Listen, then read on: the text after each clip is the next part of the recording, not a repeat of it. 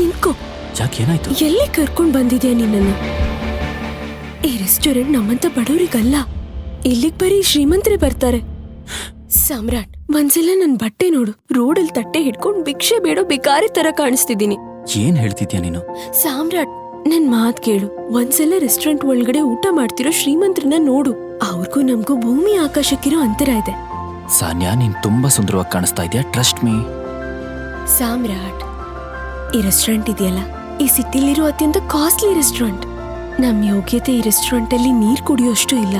ಸಾನ್ಯಾ, ನೀನ್ ಚಿಂತೆ ಮಾಡ್ಬೇಡ. ನಾನು ಈ ದಿನಕ್ಕೋಸ್ಕರ ತುಂಬಾ ದಿನದಿಂದ ಸೇವಿಂಗ್ಸ್ ಮಾಡ್ಕೊಂಡ್ ಬಂದಿದ್ದೀನಿ. ಇವತ್ತು ನಿನ್ ಬರ್ಡೇ ಪುಟ ನಡಿ.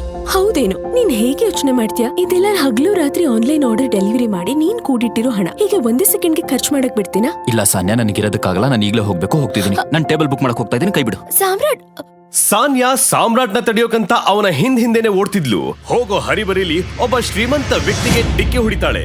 ಆಗ ಆ ಶ್ರೀಮಂತ ವ್ಯಕ್ತಿಯ ಕಾಸ್ಟ್ಲಿ ಸೂಟ್ ಮೇಲೆ ವೈನ್ ಚೆಲ್ಲುತ್ತೆ.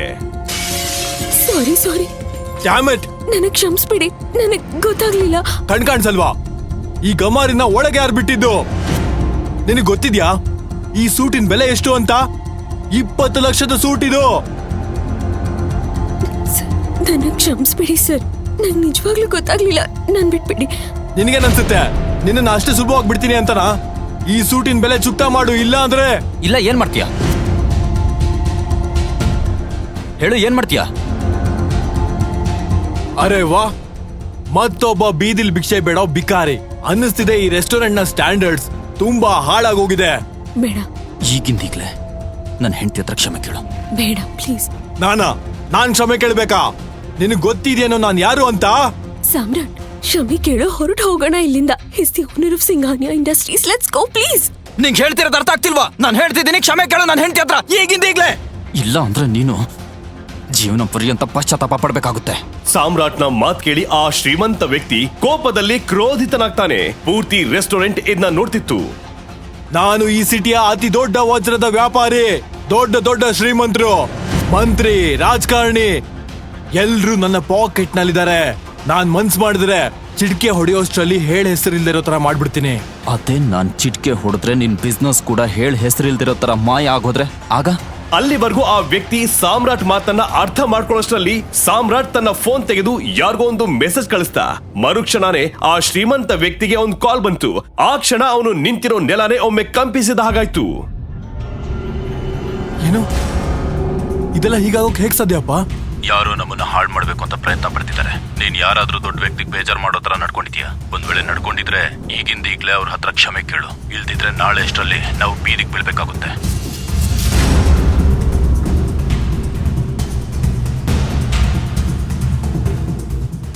ನೀನು ಇದೆಲ್ಲ ಹೇಗ್ ಮಾಡ್ದೆ? ಅಷ್ಟಕ್ಕೂ ನೀನ್ ಯಾರು?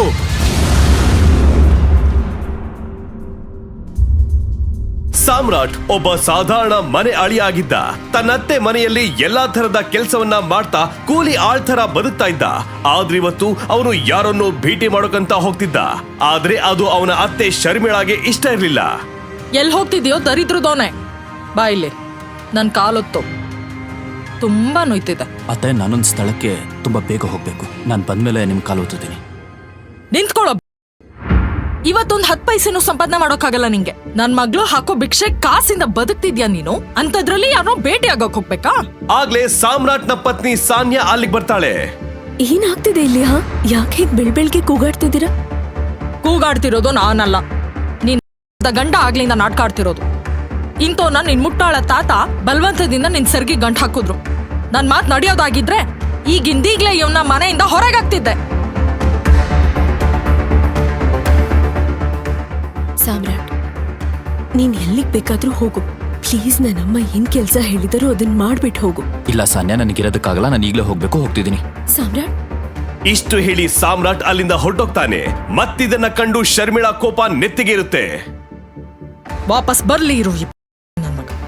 ಇವತ್ತು ಇವನ ಬೀದಿ ನಾಯಿಗಳಿಗೆ ಆಹಾರವಾಗಿ ಹಾಕ್ಲಿಲ್ಲ ಅಂದ್ರೆ ನನ್ನ ಹೆಸರು ಶರ್ಮಿಳಾನೇ ಅಲ್ಲ. ಸಾಮ್ರಾಟ್ ತನ್ನತ್ತೆಯ ಕೋಪದಿಂದ ಈಗ ಹೇಗೆ ಬಚಾವಾಗ್ತಾನೆ? ಸಾಮ್ರಾಟ್ ಜೀವನದಲ್ಲಿ ಮುಂದೆ ಬರೋ ಸವಾಲುಗಳೇನು? ಮುಂದೆನಾಗುತ್ತೆ?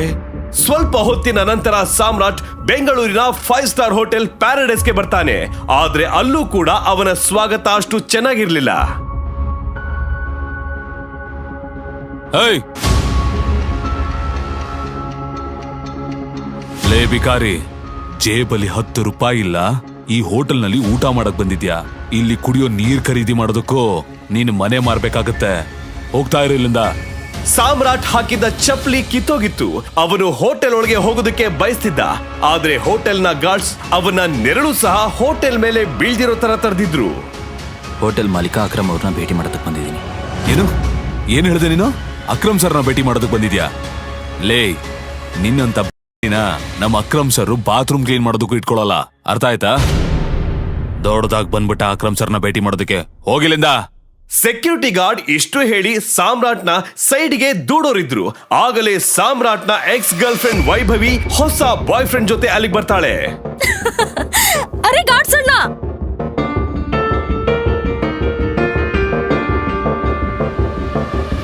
ಈ ಭಿಕಾರಿಗಳನ್ನ ಈ ತರ ಓಡ್ಸೋದಲ್ಲ ಅಣ್ಣ.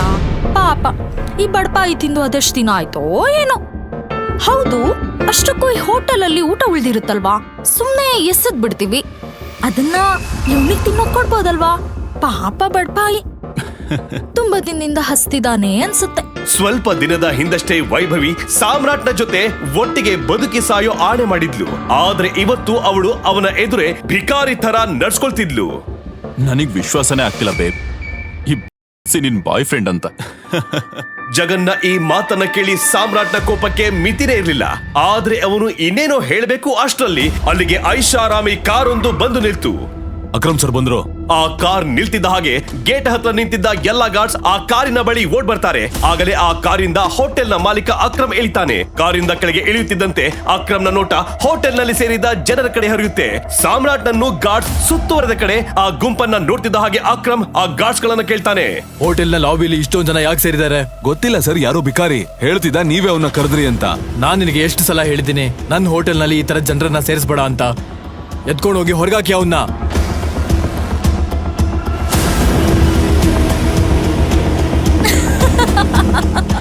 ಅಕ್ರಮ್ ಮಾತ್ ಕೇಳ್ತಿದ್ದ ಹಾಗೆ ತಕ್ಷಣ 4 ಜನ ಗಾರ್ಡ್ಸ್ ಸಾಮ್ರಾಟ್ನ ಕಡೆ ಹೋಗ್ತಾರೆ ಮತ್ತು ಸಾಮ್ರಾಟ್ನ ಅಲ್ಲಿಂದ ಕರ್ಕೊಂಡು ಹೋಗಿ ಹೋಟೆಲ್ ಇಂದ ಹೊರಗೆ ಎಳ್ಕೊಂಡು ಬರ್ತಾರೆ. ಗಾರ್ಡ್ಸ್ ಸಾಮ್ರಾಟ್ನನ್ನ ಅಕ್ರಮ್ ಎದುರೇ ಎಳ್ಕೊಂಡು ಹೋಗ್ತಿರ್ಬೇಕಾದ್ರೆ ಆಗಲೇ ಅಕ್ರಮ್ನ ಕಣ್ಣು ಸಾಮ್ರಾಟ್ ಹಾಕಿರೋ ಉಂಗುರದ ಮೇಲ್ ಬೀಳುತ್ತೆ. ಮತ್ತದರ ನಂತರ ಅಲ್ಲೇನಾಗುತ್ತೋ ಅದನ್ನು ಕಂಡು ಅಲ್ಲಿದ್ದ ಜನರ ಎದೆ ದಸಕ್ಕನ್ನುವಂತ ಘಟನೆ ನಡೆಯುತ್ತೆ. ಬಿಟ್ಬಿಡಿ ಅವ್ರನ್ನ. ಆದ್ರೆ ಸರ್, ಸಾಮ್ರಾಟ್ನ ಕೈನಲ್ಲಿರೋ ಉಂಗುರವನ್ನ ನೋಡ್ತಿದ್ದ ಹಾಗೆ ಅಕ್ರಮ್ ಅವನನ್ನ ತಡಿತಾನೆ.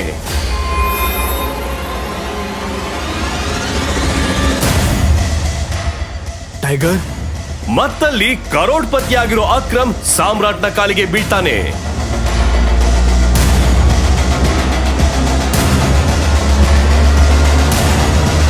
ನಾನು ನಿಮ್ಮನ್ನ ಗುರುತಿಸ್ಲಿಲ್ಲ, ನನ್ನನ್ನ ಕ್ಷಮಿಸ್ಬಿಡಿ ಟೈಗರ್. ಅಷ್ಟಕ್ಕೂ ಯಾಕೆ ನಗರದ ಅತಿ ದೊಡ್ಡ ಬಿಸ್ನೆಸ್ ಮ್ಯಾನ್ ಸಾಮ್ರಾಟ್ನ ಕಾಲಿಗೆ ಬಿದ್ದಿದ್ದ? ಅಷ್ಟಕ್ಕೂ ಆ ಉಂಗುರದ ರಹಸ್ಯವಾದರೂ ಏನು? ಏನೀಗ ಆ ರಹಸ್ಯ ಎಲ್ಲರ ಮುಂದೆ ಬಿಚ್ಚಿಟ್ಟುಕೊಳ್ಳುತ್ತಾ? ಅಕ್ರಮ್ ಜೊತೆ ಈ ಭೇಟಿಯ ಬಗ್ಗೆ ಸಾಮ್ರಾಟ್ ಯಾರ ಹತ್ರನೂ ಏನು ಹೇಳಲೇ ಇಲ್ಲ. ಮರುದಿನ ಮುಂಜಾನೆ ಯಾವಾಗ ಸಾಮ್ರಾಟ್ ಸಾನ್ಯಾಗೆ ಟಿಫನ್ ಕೊಡೋಕೆ ಅವಳ ಆಫೀಸ್ಗೆ ಬಂದ್ನೋ ಅಲ್ಲವನು ನೋಡ್ದ ಆಫೀಸ್ ನಲ್ಲಿ ದೊಡ್ಡ ಕೋಲಾಹಲವೇ ಎಬ್ಬಿತ್ತು. ಆದ್ರೂ ಅವನು ಕಿವಿಗೆ ಹೆಡ್ಫೋನ್ಸ್ ಹಾಕೊಂಡು ಅವನ ಗುಂಗಲ್ಲೇ ತುಂಬಾ ಖುಷಿಯಾಗಿದ್ದ. ಈ ಕೋಲಾಹಲಕ್ಕೆ ರೀಸನ್ ಆಗ ತಾನೇ ಬಂದಿದ್ದ ಬ್ರೇಕಿಂಗ್ ನ್ಯೂಸ್ ಆಗಿತ್ತು. Breaking news. ಎಸ್ಕೆ ಇಂಡಸ್ಟ್ರೀಸ್ ನ ದಿಕ್ಕು ಬದಲಾಗೋಕೆ ಈ ಟೆಂಡರ್ ಕೊನೆಯ ನಂಬಿಕೆಯಾಗಿತ್ತು. ಮಾರ್ಕೆಟ್ ನಲ್ಲಿ ಈ ಸುದ್ದಿಯಿಂದ ಎಸ್ಕೆ ಇಂಡಸ್ಟ್ರೀಸ್ ಶೇರ್ ನಲ್ಲಿ ಭಾರಿ ನಷ್ಟ ಆಗಿದೆ. ಸಾನ್ಯಾ ಮುಳುಗ್ತಿರೋ ಕಂಪನಿನ ಹೇಗೆ ಮೇಲೆತ್ತಾಳೆ? Guys, the situation doesn't look good. ಇದು ನಮ್ಮ ಕೊನೆಯ ನಂಬಿಕೆಯಾಗಿತ್ತು ಎಸ್ಕೆ ಇಂಡಸ್ಟ್ರೀಸ್ ನ ರಿವೈವ್ ಮಾಡೋದಕ್ಕೆ. ಚಿರಾಗ್ ಸಾನ್ಯಾ ಸ್ನೇಹಿತ ಹಾಗೂ ಬಿಸ್ನೆಸ್ ಪಾರ್ಟ್ನರ್ ಆಗಿದ್ದ. ತಾತ ತೀರಿ ಹೋದ ನಂತರ ಬಿಸ್ನೆಸ್ ನೋಡ್ಕೊಳ್ಳೋದಕ್ಕೆ ಸಾನ್ಯಾ ಚಿರಾಗ್ ನನ್ನ ತನ್ನ ಪಾರ್ಟ್ನರ್ ಮಾಡ್ಕೊಂಡಿದ್ಲು. ಅಷ್ಟಕ್ಕೂ ಅವನಿಗೆ ಸಾನ್ಯಾ ಲೈಫ್ ಪಾರ್ಟ್ನರ್ ಆಗ್ಬೇಕಿತ್ತು. ಆದ್ರೆ ಸಾನ್ಯಾ ತಾತ ಸಾಯೋಕ್ಕೂ ಮುಂಚೆ ಬಲವಂತದಿಂದ ಸಾನ್ಯಾ ಮದ್ವೆ ಒಬ್ಬ ಬಡ ಡೆಲಿವರಿ ಬಾಯ್ ಸಾಮ್ರಾಟ್ ಜೊತೆ ಮಾಡಿಸಿದ್ರು.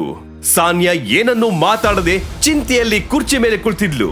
ಆಗ ಅವಳ ಪಕ್ಕದಲ್ಲಿ ಕುಳಿತಿದ್ದ ಕಂಪನಿಯ ಚೀಫ್ ಫೈನಾನ್ಷಿಯಲ್ ಆಫೀಸರ್ ಮಾರ್ಕೋ ಹೇಳ್ದ, ಸಾನ್ಯಾ, ಟೆಂಡರ್ ಸಿಗದೇ ಇರೋ ಕಾರಣಕ್ಕೆ ನಮ್ಮ ಎಲ್ಲ ಇನ್ವೆಸ್ಟರ್ಸ್ ಅವರು ನಮ್ಮ ಕಂಪ್ನಿಯಿಂದ ಹಿಂದೆ ಸರಿದಿದ್ದಾರೆ. And the balance sheet also doesn't look good. ಒಂದ್ ವೇಳೆ ಇದೇ ತರ ನಡೆದ್ರೆ ಮುಂದೆ ನಾವು ಬೀದಿಗೆ ಬರ್ತೀವಿ ಅಷ್ಟೇ. ಮಾರ್ಕ್ರೋ, ಯು ನೋ ವೆರಿ ವೆಲ್, ಈ ಕಂಪನಿನ ಕಟ್ಟಿ ಬೆಳೆಸೋಕೆ ತಾತ ರಕ್ತನೇ ಹರಿಸಿದ್ದಾರೆ.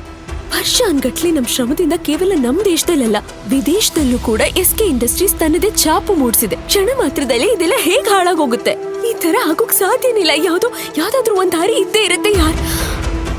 ಸಾನಿಯಾ, ನಿಮ್ಮ ತಾತನ ಕಾಲದಲ್ಲಿ ತುಂಬಾ ಸ್ಟ್ರಾಂಗ್ ಆಗಿರೋ ನಮ್ಮ ಅಸೋಸಿಯೇಟ್ಸ್ ಇದ್ರು. ಅವ್ರ ಜೊತೆ ಚಿರಾಗ್ನ ಇನ್ಸ್ಟ್ರಕ್ಷನ್ಸ್ ಪ್ರಕಾರ ನಾವು ನಮ್ಮ ಡೀಲ್ ನ ಅಂತ್ಯ ಮಾಡಿದ್ವಿ, ಮರ್ಜ್ ಮಾಡೋ ಪ್ರಯತ್ನ ಪಟ್ವಿ. ಓ ದೇಸಾಯಿಗಳೇ, ನಾಟ್ ಅಗೇನ್. ಈ ನ್ಯೂಸ್ ನಂತರ ನಮ್ ಜೊತೆ ಯಾರು ಮರ್ಜರ್ ಮಾಡ್ಕೊಳ್ಳಕ್ಕೆ ಮುಂದೆ ಬರಲ್ಲ. That's not an option. Marco, let's see your plan. Desai ಉರ್ಫ್ ರವಿಕಾಂತ್ ಸಾನ್ಯಾ ತಾತನ ಹಳೆಯ ನಂಬಿಕಸ್ಥ ವ್ಯಕ್ತಿಯಾಗಿದ್ರು. ಅವರು ಸಾನ್ಯಾ ತಾತನ ಜೊತೆ ಸೇರಿ SK ಇಂಡಸ್ಟ್ರೀಸ್ ಜಗತ್ತಿನಾದ್ಯಂತ ವಿಸ್ತರಿಸುವ ಹಾಗೆ ಮಾಡಿದ್ರು. ಆದ್ರೆ ಅವರು ಈಗ ಕೇವಲ ನಾಮಕಾವಸ್ಥೆಗೆ ಈ ಕಂಪನಿಯ ಅಡ್ವೈಸರ್ ಆಗಿದ್ರು. Good morning Mrs Lobo, such a bright beautiful Monday. ನೀವ್ ಹೇಗಿದ್ದೀರಾ? ಇವತ್ತು ಆಫೀಸಲ್ಲಿ ಇಷ್ಟು ಕೋಲಾಹಲ ಯಾಕೆ ಹಬ್ಬಿದೆ? ನೀನ್ ಯಾವತ್ತು ಕೆಲ್ಸದವ್ರ ತರ ಮನೆ ಕೆಲಸ ಮಾಡ್ಕೊಂಡಿರ್ತೀಯ? ಯಾವತ್ತಾದ್ರೂ ನ್ಯೂಸು ವೀವ್ಸು ನೋಡ್ತಾ ಇದೆಯಾ ಹೇಗೆ? ಇಷ್ಟು ದೊಡ್ಡ ಇಂಡಸ್ಟ್ರಿ ಮನೆ ಅಳಿಯ ನೀನು. ಬಿಸ್ನೆಸ್ ಬಗ್ಗೆ ಮಾಹಿತಿ ತಿಳ್ಕೊಂಡಿರೋ. ಅಂತದ್ದೇನಾಯ್ತು ನನಗೆ ಗೊತ್ತಿಲ್ದೇ ಇರೋಂಥದ್ದು? ನೋಡು, ಸರ್ಕಾರಿ ಟೆಂಡರ್ ಸಿಗದೆ ಇರೋ ಕಾರಣ SK ಇಂಡಸ್ಟ್ರೀಸ್ಗೆ ಬಹುದೊಡ್ಡ ನಷ್ಟ ಎದುರಾಗಿದೆ. ವೆಂಟಿಲೇಟರ್ ಮೇಲೆ ಚಲಿಸುತ್ತಿದ್ದ SK ಇಂಡಸ್ಟ್ರೀಸ್ಗೆ 200 ಕೋಟಿ ಟೆಂಡರ್ ಕೈ ತಪ್ಪಿದೆ. ಮತ್ತೆ ಆ ಟೆಂಡರ್ ಅಹುಜಾ ಕಾರ್ಪೊರೇಷನ್ ಕಂಪನಿ ಸೇರಿದೆ. ಹಾ, hello ma'am. Yes ma'am, I will bring the file in your cabin right now. Mrs Lobo, Sanya ಎಲ್ಲಿ? ನನ್ಗೆ ಡಿಸ್ಟರ್ಬ್ ಮಾಡ್ಬೇಡ. ನಾನು ಸಾನ್ಯಾ ಹತ್ರ ಹೋಗ್ಬೇಕು. I need to meet her right now. ಎಲ್ಲಿದ್ದಾಳೆ ಸಾನ್ಯಾ ಮ್ಯಾಮ್? ಈಗ ನೀನು ಮನೆಗೆ ಹೋಗು. ನೀವೆಲ್ಲಿಗೆ ಹೋಗ್ತಿದ್ದೀರಾ? ಕಾನ್ಫರೆನ್ಸ್ ರೂಮ್ಗೆ. Thank you Mrs Lobo. ಅಯ್ಯೋ, ಈಗ ಬೇಡ. ಸಾನ್ಯಾ, ನಾನು ನಿನ್ನ ಹತ್ರ ಒಂದು ಇಂಪಾರ್ಟೆಂಟ್ ವಿಷಯದ ಬಗ್ಗೆ ಮಾತಾಡ್ಬೇಕು. ಸಾಮ್ರಾಟ್ ಈ ತರ ಬಂದಿದ್ ನೋಡಿ ಎಲ್ರೂ ಗಾಬರಿ ಆಗೋಗ್ತಾರೆ. ಎಲ್ರಿಗೂ ತುಂಬಾ ಚೆನ್ನಾಗಿ ಗೊತ್ತಿತ್ತು ಸಾಮ್ರಾಟ್ SK ಪರಿವಾರದ ಒಬ್ಬ ಯೂಸ್ಲೆಸ್ ಮನೆ ಅಳಿಯ ಎಂದು. ಸಾಮ್ರಾಟ್, ಗೆಟ್ ಔಟ್. ಈಗ ಆಗಲ್ಲ. ಸಾನ್ಯಾ, ನಿನ್ನ ಈ ಸಂಕಷ್ಟದಿಂದ, ನಿಮ್ಗೆಲ್ರೂ ಈ ಸಂಕಷ್ಟದಿಂದ ನಾನು ಹೊರಗೆ ತರ್ತೀನಿ. ನನ್ನ ಹತ್ರ ದಾರಿ ಇದೆ. ನನಗೆ 5 ನಿಮಿಷ ಟೈಮ್ ಕೊಡು. ಸಾಮ್ರಾಟ್ ಇಷ್ಟು ಹೇಳ್ತಿದ್ದ ಹಾಗೆ ಚಿರಾಗ್ ತನ್ನ ಕುರ್ಚಿಯಿಂದ ಎದ್ದು, ಇದು ಕಾನ್ಫರೆನ್ಸ್ ರೂಮ್. ನಿನಗೆ ಎಷ್ಟು ಧೈರ್ಯ ಇರಬೇಕು ಕಂಪನಿ ಬಗ್ಗೆ ಮಾತಾಡೋದಕ್ಕೆ? ಸಾನ್ಯಾ, ಮೊದಲು ಈ ವ್ಯಕ್ತಿನ ಕಂಪ್ನಿಯಿಂದ ಹೊರಗೆ ಹಾಕು. ಇವ್ನು ಯಾವಾಗ ಈ ಕಂಪ್ನಿಗೆ ಎಂಟರ್ ಆದ್ನೋ ಅವಾಗಿಂದ ಈ ಕಂಪ್ನಿ ಎಕ್ಕುಟ್ ಹೋಗಿದೆ. ಸಾನ್ಯಾ, ಮೊದಲು ಇದನ್ನ ಸರಿ ಮಾಡು. ಏಯ್, ನಡಿಯೋ ಇಲ್ಲಿಂದ. ಚಿರಾಗ್ ಸಾಮ್ರಾಟ್ ನನ್ನ Security. ಕಾನ್ಫರೆನ್ಸ್ ರೂಮ್ ನಿಂದ ಹೊರ ಹಾಕ್ತಾನೆ. ಸೆಕ್ಯೂರಿಟಿ, ಎಳ್ಕೊಂಡು ಹೋಗಿ ಮನುಷ್ಯನ ಹೊರಗೆ ಬಿಸಾಕಿ.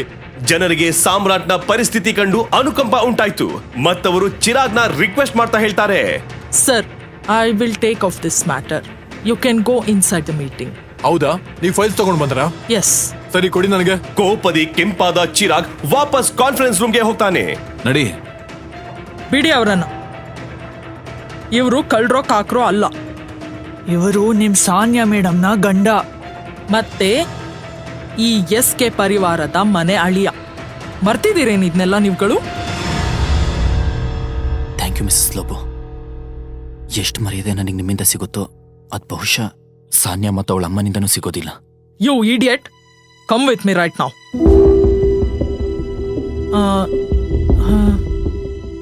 ನೀನು ಕೆಳಗೆ ಏನೇನೋ ಮಾತಾಡ್ತಾ ಇದ್ದೆ. ಕಂಪ್ನಿನ ಕ್ರೈಸಿಸ್ ಇಂದ ಹೊರಗೆ ತರೋದಾಗಿ. ಅದು ಹೇಗೆ? ನಂಗೂ ಹೇಗೆ ಅಂತ ಗೊತ್ತಿಲ್ಲ ಮಿಸಸ್ ಲೋಬೋ. ಆದ್ರೆ ನಾನು ಸಹಾಯ ಮಾಡಬೇಕು ಅಂದ್ರೆ ನನಗೆ ಕೆಲವು ಇನ್ಫಾರ್ಮೇಶನ್ ಬೇಕು. ಅದಿಲ್ಲದೆ ಐ ಆಮ್ ಹೆಲ್ಪ್ಲೆಸ್. ಯಾವ ಥರ ಇನ್ಫಾರ್ಮೇಶನ್? ನನಗೆ ಈ ಕಂಪ್ನಿಯ ಇನ್ವೆಸ್ಟರ್ಸ್ಗಳ ಡೀಟೇಲ್ಸ್ ಬೇಕು, ಶೇರ್ ಹೋಲ್ಡರ್ಸ್ ಲಿಸ್ಟ್ ಬೇಕು, ಬ್ಯಾಲೆನ್ಸ್ ಶೀಟ್ನ ನೋಡಬೇಕು. ಅದು ಯಾವುದೂ ಇಲ್ಲದೆ ನಾನು ಏನೂ ಮಾಡೋಕ್ಕಾಗಲ್ಲ. ಈಗಷ್ಟೇ ನೀನೇ ನೋಡ್ದೆ ಅಲ್ವಾ ಏನಾಯ್ತು ಅಂತ. ಮತ್ತೆ ಇದೆಲ್ಲ ಆದ್ಮೇಲೆ ಕಂಪನಿ ಯಾವ ಎಂಪ್ಲಾಯ್ ಕೂಡ ನಿನಗೆ ಸಹಾಯ ಮಾಡೋದಿಲ್ಲ. ಹೀಗಿರುವಾಗ ಏನ್ ಮಾಡೋದು? ನನ್ಗೆ ಸಹಾಯ ಮಾಡೋಕೆ ಒಬ್ಬ ವ್ಯಕ್ತಿ ಇದ್ದಾರೆ. ಯಾರು? ರವಿಕಾಂತ್ ದೇಸಾಯಿ ಸರ್. ಅವರು ಸಾನ್ಯಾ ಗ್ರ್ಯಾಂಡ್ ಫಾದರ್ಗೆ ತುಂಬಾ ಕ್ಲೋಸ್ ಆಗಿದ್ರು. ಎಲ್ಲವೂ ಚೆನ್ನಾಗೇ ಇತ್ತು. ಆದ್ರೆ ಚಿರಾಗ್ ಎಲ್ಲರನ್ನು ಸೈಡಿಗೆ ಹಾಕಿ ಎಲ್ಲರನ್ನು ವೇಸ್ಟ್ ಮಾಡಿದ್ನಲ್ವಾ. ಆದ್ರೆ ಒಂದ್ ಮಾತು ಹೇಳ್ತೀನಿ, Ravikant Desai is a chain smoker. ಪ್ರತಿ ಗಂಟೆ ಇಲ್ಲಿಗೆ ಬರ್ತಾರೆ ಸಿಗರೇಟ್ ಸೇದೋಕೆ. ನೀನಿಲ್ಲಿ ಅವರಿಗೋಸ್ಕರ ವೆಯ್ಟ್ ಮಾಡು. ಅವ್ರ ಜೊತೆ ಟ್ರೈ ಮಾಡು ಮಾತಾಡೋಕೆ. ಅವರನ್ನ ಕನ್ವಿನ್ಸ್ ಮಾಡೋಕೆ ಪೂರ್ತಿ ಪ್ರಯತ್ನ ಪಡು. I am sure you can do it. Okay, ಈಗ ನಾನು ಹೋಗ್ಬೇಕು. All the best.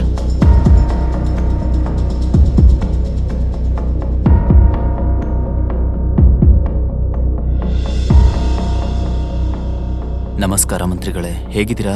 ಅರೆ ಸಾಮ್ರಾಟ್ ಸರ್, ನೀವು ನಮಗ್ ಫೋನ್ ಮಾಡಿದಿರಾ? ನಮ್ ಭಾಗ್ಯವೇ ಬದಲಾದಾಗಾಯ್ತು.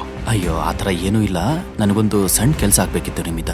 ಒಬ್ಬ ಬಡ ಡೆಲಿವರಿ ಬಾಯ್ ಸಾಮ್ರಾಟ್ಗೆ ಮಂತ್ರಿ ಜೊತೆ ಹೇಗೆ ಪರಿಚಯ ಇತ್ತು, ಮಂತ್ರಿ ಅವರು ಸಾಮ್ರಾಟ್ ಜೊತೆ ಇಷ್ಟು ವಿನಮ್ರತೆಯಿಂದ ಯಾಕೆ ಮಾತಾಡ್ತಿದ್ರು, ಫೋನ್ ನಲ್ಲಿ ಸಾಮ್ರಾಟ್ ಮಂತ್ರಿಗೆ ಏನೋ ಅರ್ಥ ಮಾಡಿಸ್ತಿದ್ದ. ಆಗಲೇ ರವಿಕಾಂತ್ ದೇಸಾಯಿ ಉರ್ಫ್ ರವಿಕಾಂತ್ ಅಲ್ಲಿಗೆ ಬಂದ್ರು. ಹಾಗೆ ಫಾರಿನ್ ಡೀಟೇಲ್ಸ್ನ ಪತ್ತೆ ಹಚ್ಚಿ ಮಂತ್ರಿಗಳೇ, ನಂತರ ನನಗೆ ಕಾಲ್ ಬ್ಯಾಕ್ ಮಾಡಿ. ಈಗ ನಾನು ಫೋನ್ ಇಡ್ತೀನಿ. ಸರಿ.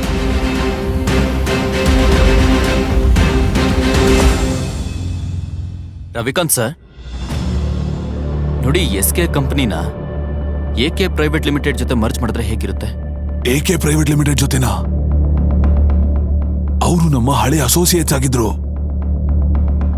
ಆದ್ರೆ ಸಾಮ್ರಾಟ್, ನಿನ್ಗೆ ಅವ್ರ ಬಗ್ಗೆ ಹೇಗ್ ಗೊತ್ತು?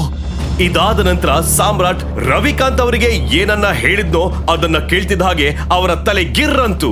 ಅವರು ತಮ್ಮ ಸಿಗರೆಟ್ ವಾಪಸ್ಸಿಟ್ಟು ಸಾಮ್ರಾಟ್ ನನ್ನು ತಮ್ಮ ಜೊತೆ ಕಾನ್ಫರೆನ್ಸ್ ರೂಮ್ಗೆ ಕರ್ಕೊಂಡು ಹೋದ್ರು. ಏ ಬಡವಾ, ನೀನಿನ್ನೂ ಹೋಗಿಲ್ವಾ ಇಲ್ಲಿಂದ? Behave your self. ಸಾನಿಯಾ, ನಾವು ಸಾಮ್ರಾಟ್ಗೆ ಒಂದು ಅವಕಾಶ ಕೊಡ್ಬೇಕು. He has an excellent plan. ಅದು ಈ ತಿರುಪತಿ ಅವನ ಹತ್ರ. ನಾಲ್ಗೆ ಮೇಲೆ ಹಿಡ್ತಾ ಇರ್ಲಿ. ನಿನಗೆ ಎಷ್ಟು ವಯಸ್ಸಾಗಿದ್ಯೋ ಅದಕ್ಕಿಂತ ಹೆಚ್ಚು ನನಗೆ ಕಂಪ್ನಿ ನಡೆಸಿರೋ ಎಕ್ಸ್ಪೀರಿಯನ್ಸ್ ಇದೆ. ನಾವು ಸಾಮ್ರಾಟ್ ಮಾತನ್ನ ಕೇಳಬೇಕು. He has A point. ಅದ್ ಹೇಗೆ ಹೀಗೆ ಹೇಳ್ತಾ ಇದೀರಾ ನೀವು? ಅಲ್ಲ, ಏನ್ ಹೇಳಕ್ ಹೊರಟಿದ್ದೀರಾ?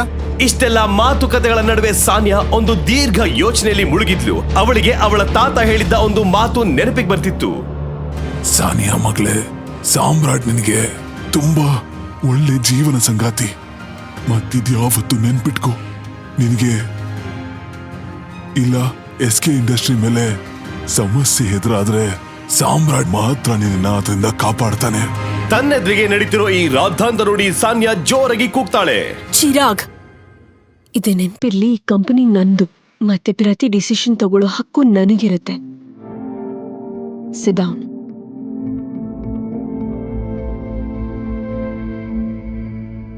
ಸಾಮ್ರಾಟ್, ಕೂತ್ಕೋ, ಮತ್ತೆ ಏನ್ ಮಾಡ್ತೀಯ ಮಾಡು. ಸಾನಿಯಾ ಚಿರಾಗ್ ಮೇಲೆ ಕೂಗಾಡಿದ್ ನೋಡಿ ಸಾಮ್ರಾಟ್ಗೆ ಖುಷಿ ಆಯ್ತು.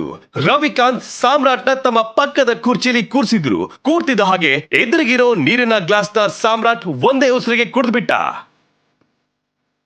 ಸಾನಿಯಾ, ಎಲ್ಲದಕ್ಕಿಂತ ಮೊದಲು ನನಗೆ ಈ ಕಂಪನಿಯ ಇನ್ವೆಸ್ಟರ್ಸ್ಗಳ ಡೀಟೇಲ್ಸ್ ಬೇಕು, ಶೇರ್ ಹೋಲ್ಡರ್ಸ್ ಲಿಸ್ಟ್ ಬೇಕು, ಆ್ಯಂಡ್ ಬ್ಯಾಲೆನ್ಸ್ ಶೀಟ್ ನೋಡಬೇಕು. ಆ್ಯಂಡ್ ಅದು ಯಾವುದೂ ಇಲ್ಲದೆ ನಾನು ಏನೂ ಮಾಡೋಕ್ಕಾಗಲ್ಲ. This is too much. ನಾವು ಯಾರ್ಯಾರಿಗೂ ನಮ್ಮ ಕಂಪನಿ ಡೀಟೇಲ್ಸ್ನ ಕೊಡೋಕ್ಕಾಗಲ್ಲ. ಮಾಡ್ರು, ಲ್ಯಾಪ್ಟಾಪ್ ಪಾಸ್ ಮಾಡು. ಸಾನ್ಯ, ನೀನು ಈಗಲೂ ಕೂಡ ಈ ಮುಟ್ಟಾಳದ ಮಾತನ್ನ. ಲ್ಯಾಪ್ಟಾಪ್ ಪಾಸ್ ಮಾಡು. ಮಾಡ್ರು, why don't you mind your language? ಯಾಕೆ ಮರ್ತೋಯ್ತಾ ಸಾಮ್ರಾಟ್ ನನ್ನ ಪತಿ ಅನ್ನೋದು? 2 ವರ್ಷಗಳಲ್ಲಿ ಮೊದಲನೇ ಸಲ ಸಾಮ್ರಾಟ್ ಸಾನ್ಯಾಗಾಗಿ ಹೋರಾಡೋದನ್ನು ನೋಡಿದ್ಲು.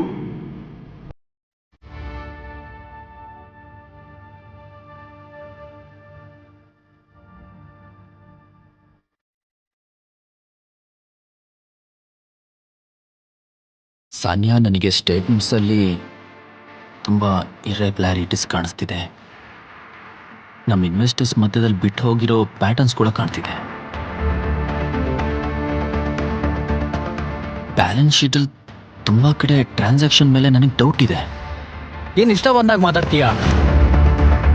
ಇದೆಲ್ಲ ಗಾಳಿಲಿ ಗುಂಡಾರಿಸೋ ಮಾತು. ಮೊದ್ಲೇಳು, ಈ ಕಂಪ್ನಿ ದಿವಾಳಿ ಆಗೋದ್ರಿಂದ ಹೇಗ್ ಬಚಾವ್ ಮಾಡ್ತೀಯ ನೀನು? ಬೀಳ್ತಿರೋ ಶೇರ್ಸ್ನ ಹೇಗ್ ಕಂಟ್ರೋಲ್ ಮಾಡ್ತೀಯ ನೀನು? ಸಾಮ್ರಾಟ್, ಸಾನಿಯಾ, ನಾನು ಈ ಕಂಪ್ನಿ ಶೇರ್ಸ್ನ ಬೈಬ್ಯಾಕ್ ಮಾಡ್ತಾ ಇದ್ದೀನಿ. Brilliant idea. ನಿನಗೇನು ಅನ್ಸುತ್ತೆ ಸಾಮ್ರಾಟ್? ನಾವು ಇದ್ರ ಬಗ್ಗೆ ಡಿಸ್ಕಸ್ ಮಾಡಿಲ್ಲ ಅಂತನಾ? ಸಾಮ್ರಾಟ್, ನಮ್ಮ ಹತ್ರ ಫಂಡ್ಸ್ ಎಲ್ಲಿದೆ? You're right. Okay. Let me make a call.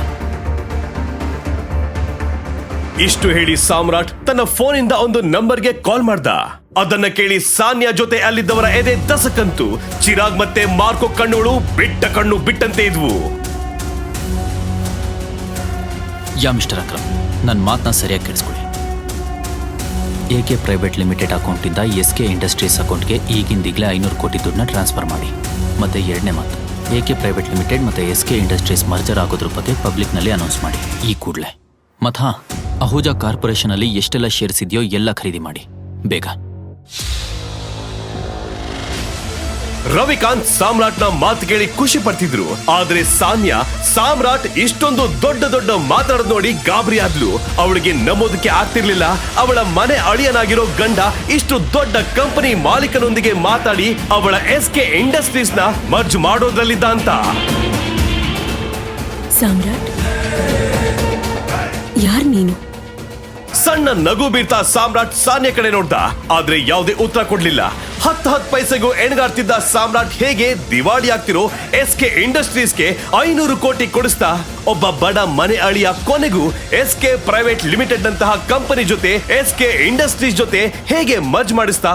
ಏನು SK ಇಂಡಸ್ಟ್ರೀಸ್ ಬರ್ಬಾರ್ದು ಹಾಗೆ ಸರ್ಕಾರಿ ಟೆಂಡರ್ ಸಿಗದೆ ಇರೋದ್ರ ಹಿಂದೆ ಚಿರಾಗ್ ಮತ್ತೆ ಮಾರ್ಕೋ ಕೈವಾಡ ಇದ್ಯಾ? ಮಂತ್ರಿಗಳ ಜೊತೆ ಸಾಮ್ರಾಟ್ ಏನನ್ನ ಪತ್ತೆ ಹಚ್ಚೋಕೆ ಹೇಳಿದ್ದ?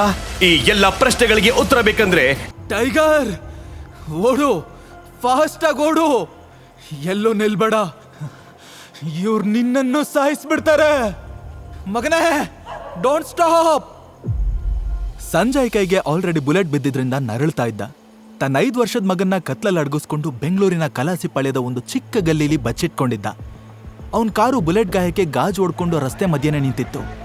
ಸಂಜಯ್ಗೆ ಶೂಟ್ ಮಾಡಿದವರು ಅಲ್ಲೇ ನಿಂತು ಅವರನ್ನ ಹುಡುಕ್ತಿದ್ರು. ನಾನ್ ನಿನ್ನ ಬಿಟ್ಟು ಎಲ್ಲೂ ಹೋಗಲ್ಲ ಡ್ಯಾಡ್, ನಾನ್ ನಿನ್ ಜೊತೆನೇ ಇರ್ತೀನಿ. ಹೇಯ್, ಲಿಸನ್ ಟು ಮೀ. ಲೈಫಲ್ಲಿ ನಾನು ತುಂಬಾ ನೋಡ್ಬಿಟ್ಟಿದ್ದೀನಿ, ಆದ್ರೆ ನಿನ್ ಲೈಫ್ ಈಗ ಶುರುವಾಗ್ತಿದೆ ಟೈಗರ್. ಬಿ ಬ್ರೇವ್ ಮೈ ಬಾಯ್ ಅಂತ ಹೇಳ್ತಾ ತನ್ನ ಕೈಲಿರೋ ಹಸಿರು ಹರಳಿನ ಚಿನ್ನದ ಉಂಗ್ರನ ಸಾಮ್ರಾಟ್ ಕೈ ಕೊಟ್ಟು ಹಣೆಗೊಂದು ಮುತ್ತಿಟ್ಟು ಗಟ್ಟಿಯಾಗಿ ಹಗ್ ಮಾಡ್ದ. ನೆಕ್ಸ್ಟ್ ಮೂಮೆಂಟೇ ಗನ್ ಹಿಡ್ಕೊಂಡು ಗೂಂಡಾಗಳನ್ನ ಫೇಸ್ ಮಾಡೋದಕ್ಕೆ ಮುನ್ನುಗ್ದ. ಪುಟ್ಟ ಸಾಮ್ರಾಟ್ ಕತ್ಲಲ್ಲೇ ಬಚ್ಚಿಟ್ಕೊಂಡು ಭಯದಿಂದ ಅಪ್ಪನ್ನೇ ನೋಡ್ತಾ ಇದ್ದ. ಸಂಜಯ್ ಕಾರ್ ಹತ್ರ ಹೋಗ್ತಿದ್ದ ಹಾಗೆ ಒಬ್ಬ ಗೂಂಡ ಅವನ್ ಕಡೆ ಗನ್ ಪಾಯಿಂಟ್ ಮಾಡ್ದ. ಅಷ್ಟೇ, ಒಂದೇ ಸಮ ಸಂಜಯ್ ಮೇಲೆ 3 ಬುಲೆಟ್ ಫೈರ್ ಆದ್ವು. ಟೈಗರ್, ಈ ಬದ್ಮಾಶ್ ಮುಖ ನೆನ್ಪಿಟ್ಕೋ. ನೀನೇ ಇವನನ್ನು ಹೊಡಿಬೇಕು. ಸಂಜಯ್ ಜೋರಾಗಿ ಕಿರ್ಚ್ಕೊಂಡು ಹಾಗೆ ನೆಲಕ್ಕುಸ್ದ. Dad, dad, dad. ಸಾಮ್ರಾಟ್ ಜೋರಾಗಿ ಕಿರ್ಚ್ತಾ ನಿದ್ದೆಯಿಂದ ಮೇಲೆದ್ದ. ಪೂರ್ತಿ ಬೆವ್ತೋಗಿ ಜೋರಾಗಿ ಉಸಿರಾಡ್ತಿದ್ದ. ಕಳೆದ 18 ವರ್ಷಗಳಿಂದ ಇದೇ ಕನ್ಸು ಅವನನ್ನ ಬಿಟ್ಟು ಬಿಡದೆ ಕಾಡ್ತಿತ್ತು. ಅಪ್ಪ ಕೊಟ್ಟಿರೋ ಉಂಗ್ರ ನೋಡ್ತಾ ಅವನು ಹೇಳಿದ ಮಾತನ್ನೇ ನೆನಪು ಮಾಡ್ಕೊಂಡ. ಸಾಮ್ರಾಟ್ ತಂದೆನ ಕಳ್ಕೊಂಡ್ಮೇಲೆ ಸುಮ್ನಹಳ್ಳಿಲಿರೋ ಒಂದು ಅನಾಥಾಶ್ರಮದಲ್ಲಿ ಬೆಳೆದ. 18 ವರ್ಷ ಆದ್ಮೇಲೆ ಅಲ್ಲಿಂದ ಹೊರಗಡೆ ಬಂದು ಡೆಲಿವರಿ ಬಾಯ್ ಆಗಿ ಕೆಲ್ಸಕ್ಕೆ ಸೇರ್ಕೋಬೇಕಾಯ್ತು. ಇಷ್ಟ ಇಲ್ದೇ ಇದ್ರು ಬೆಂಗಳೂರಲ್ಲಿ ಜೀವನ ಮಾಡ್ಬೇಕು ಅಂದ್ರೆ ಇದು ಅನಿವಾರ್ಯ ಆಗಿತ್ತು. ಈ ಎಲ್ಲಾ ಬೇಜಾರ್ ನಡುವೆ ಅವನಿಗಿದ್ದ ಒಂದೇ ಒಂದು ಖುಷಿ ಅಂದ್ರೆ ಅವನ ಗರ್ಲ್ ಫ್ರೆಂಡ್ ವೈಭವಿ. ಇವತ್ತು ಅವಳು ಬರ್ತಾಳೆ. ಬೇಗ ಕೆಲಸ ಮುಗಿಸಿ ಅವಳನ್ನ ಮೀಟ್ ಮಾಡೋದಕ್ಕೆ ಹೊರಟ. ಆನ್ ದ ವೇ ಯಾವಾಗ್ಲೂ ಹೋಗೋ ಬೇಕ್ರಿಗೆ ಹೋಗಿ, ಅಣ್ಣ ಇದೆಷ್ಟು? ದೊಡ್ಡ ಕೇಕ್ ಕಡೆ ಕೈ ತೋರಿಸಿ ಕೇಳ್ದ. ಅಪ್ಪ ಕಂಜೂಸು, ಸುಮ್ನೆ ಬಿಲ್ಡಪ್ ಕೊಡ್ಬೇಡ. ನೀನ್ ತಗೊಳ್ಳೋದು ಸಿಂಗಲ್ ಪೀಸ್ ಕೇಕ್ನ ಅಂತ ಗೊತ್ತು ನನಗೆ. 60 ರೂಪಾಯಿ ಏನ್ ಪಾರ್ಸಲ್ಲ? ಸದ್ಯಕ್ಕೆ 60 ಸಾಕಣ. 10-100 ರೂಪಾಯಿ ಉಳಿಸಿದ್ರೆ ನನ್ನ ಹುಡುಗಿ ಆಸೆ ಪಟ್ಟಂಗೆ ಬೆಂಗಳೂರಲ್ಲಿ ಒಂದು ಮನೆ ತಗೋಬಹುದು. ಸಿಂಗಲ್ ರೂಪಾಯಿ ಮ್ಯಾಟರ್ಸ್ ರಾಜಣ್ಣ ಅಂತ ನಕ್ಕು ಖುಷಿಯಿಂದಲೇ ಪಾರ್ಸಲ್ ತಗೊಂಡ. ಈ ಕಡೆ ವೈಭವಿ ರೂಮ್ ಕಲರ್ಫುಲ್ ಲೈಟ್ಸ್ ಅಲ್ಲಿ ಜಗಮಗಿಸ್ತಾ ಲೌಡ್ ಮ್ಯೂಸಿಕ್ ಕಿವಿ ಕಿತ್ತೋಗೋ ತರ ಕೇಳಿಸ್ತಾ ಇತ್ತು. ಸಾಮ್ರಾಟ್ ಕುತೂಹಲದಲ್ಲಿ ಡೋರ್ ಬೆಲ್ ಒತ್ತದಾಗ ವೈಭವಿನೇ ಡೋರ್ ಓಪನ್ ಮಾಡಿದ್ಲು. ಅವಳನ್ನ ನೋಡಿ ಸಾಮ್ರಾಟ್ ಫುಲ್ಲು ಶಾಕ್ ಆದ. Vaibhavi, what is this? ಏನಿದೆಲ್ಲ? ಯಾವಾಗ್ಲೂ ಟ್ರೆಡಿಷನಲ್ ಆಗಿರ್ತಿದ್ದ ವೈಭವಿ ಇವತ್ತು ಚಿಕ್ಕ ಸ್ಕರ್ಟ್ ಹಾಕೊಂಡು ತಲೆ ಮೇಲೆ ಕ್ರೌನ್ ಇಟ್ಕೊಂಡು ಫುಲ್ ಮಾಡರ್ನ್ ಆಗಿ ಬಳುಕ್ತಾ ಇದ್ಲು. ಟೇಬಲ್ ಮೇಲೆ ದೊಡ್ಡ ಕೇಕು, ಶಾಂಪೇನು, ವಿಸ್ಕಿ ಬಾಟಲ್ಸ್ ರಾಶಿ ಬಿದ್ದಿದ್ವು. ಸುತ್ತ ಅವಳ ಫ್ರೆಂಡ್ಸು ಡ್ಯಾನ್ಸ್ ಮಾಡ್ತಿದ್ರು. ಹೇ ವೈಭವಿ, ಆ ಡೆಲಿವರಿ ಬಾಯ್ ಹತ್ರ ಏನ್ ಟೈಮ್ ವೇಸ್ಟ್ ಮಾಡ್ತಾ ಇದ್ಯಾ? ಬೇಗ ಬಾ ಅಂತ ಒಬ್ಳು ಕರೆದ್ರೆ ಇನ್ನೊಬ್ಳು, ಏಯ್ ನೀನ್ ಮಿಸ್ಟೇಕ್ ಮಾಡ್ಕೊಂಡೆ, ಅವನು ಜಸ್ಟ್ ಡೆಲಿವರಿ ಬಾಯ್ ಅಲ್ಲ ಕಣೆ, ವೈಭವಿ ಡೇಟ್ ಮಾಡ್ತಿರೋ ಸ್ಪೆಷಲ್ ಬಾಯ್. OMG, ನೀನ್ ಯಾವಾಗ ಇಷ್ಟೊಂದು ಚೀಪ್ ಆದೆ ವೈಭವಿ? ಸಾಮ್ರಾಟ್ಗೆ ಸಿಕ್ಕಾಪಟ್ಟೆ ಅವಮಾನ ಆಗೋಯ್ತು. ವೈಭವಿ ಒಂದ್ ಮಾತು ಆಡದೆ ಸುಮ್ನೆ ನಿಂತಿದ್ಲು. ಅಷ್ಟರಲ್ಲಿ ಹಿಂದೆಯಿಂದ ಹ್ಯಾಪಿ ಬರ್ಡೇ ಡಾರ್ಲಿಂಗ್. ಸಾಮ್ರಾಟ್ ಹಿಂದೆ ತಿರುಗಿ ನೋಡಿದಾಗ ಸೂಟು ಬೂಟು ಹಾಕೊಂಡು ಜಗನ್ ನಿಂತಿದ್ದ. ಅವನು ದೊಡ್ಡ ಬಿಸ್ನೆಸ್ ಮ್ಯಾನ್ ಮಗ ಆಗಿದ್ರಿಂದ ಎಲ್ರಿಗೂ ಪರಿಚಯ ಆಯ್ತು. ಯಾವಾಗ್ಲೂ ವೈಭವಿ ಹಿಂದೆನೆ ಸುತ್ತುತ್ತಿದ್ರಿಂದ ಸಾಮ್ರಾಟ್ಗೆ ಅವನನ್ನ ನೋಡಿದ್ರೇನೆ ಇರಿಟೇಟ್ ಆಗ್ತಿತ್ತು. ಕಾಸ್ಟ್ಲಿ ಗಿಫ್ಟ್ ಬಾಕ್ಸ್ ಹಿಡ್ಕೊಂಡಿರೋ ಜಗನ್ ಮುಂದೆ ಒಂದೇ ಒಂದು ಕೇಕ್ ಪೀಸ್ ತಂದಿರೋ ಸಾಮ್ರಾಟ್ ಕಾಮಿಡಿ ಪೀಸ್ ತರ ಕಾಣ್ತಿದ್ದ. ಜಗನ್ ನಗ್ತಾ ಸಾಮ್ರಾಟ್ನ ಸೈಡಿಗೆ ತಳ್ಳಿ ವೈಭವಿಗೆ ಗಿಫ್ಟ್ ಕೊಟ್ಟು ಟೈಟಾಗಿ ಹಗ್ ಮಾಡ್ದ. ಸಾಮ್ರಾಟ್ಗೆ ಕೋಪ ಸರ್ರಂತ ನೆತ್ತಿಗೇರ್ತು.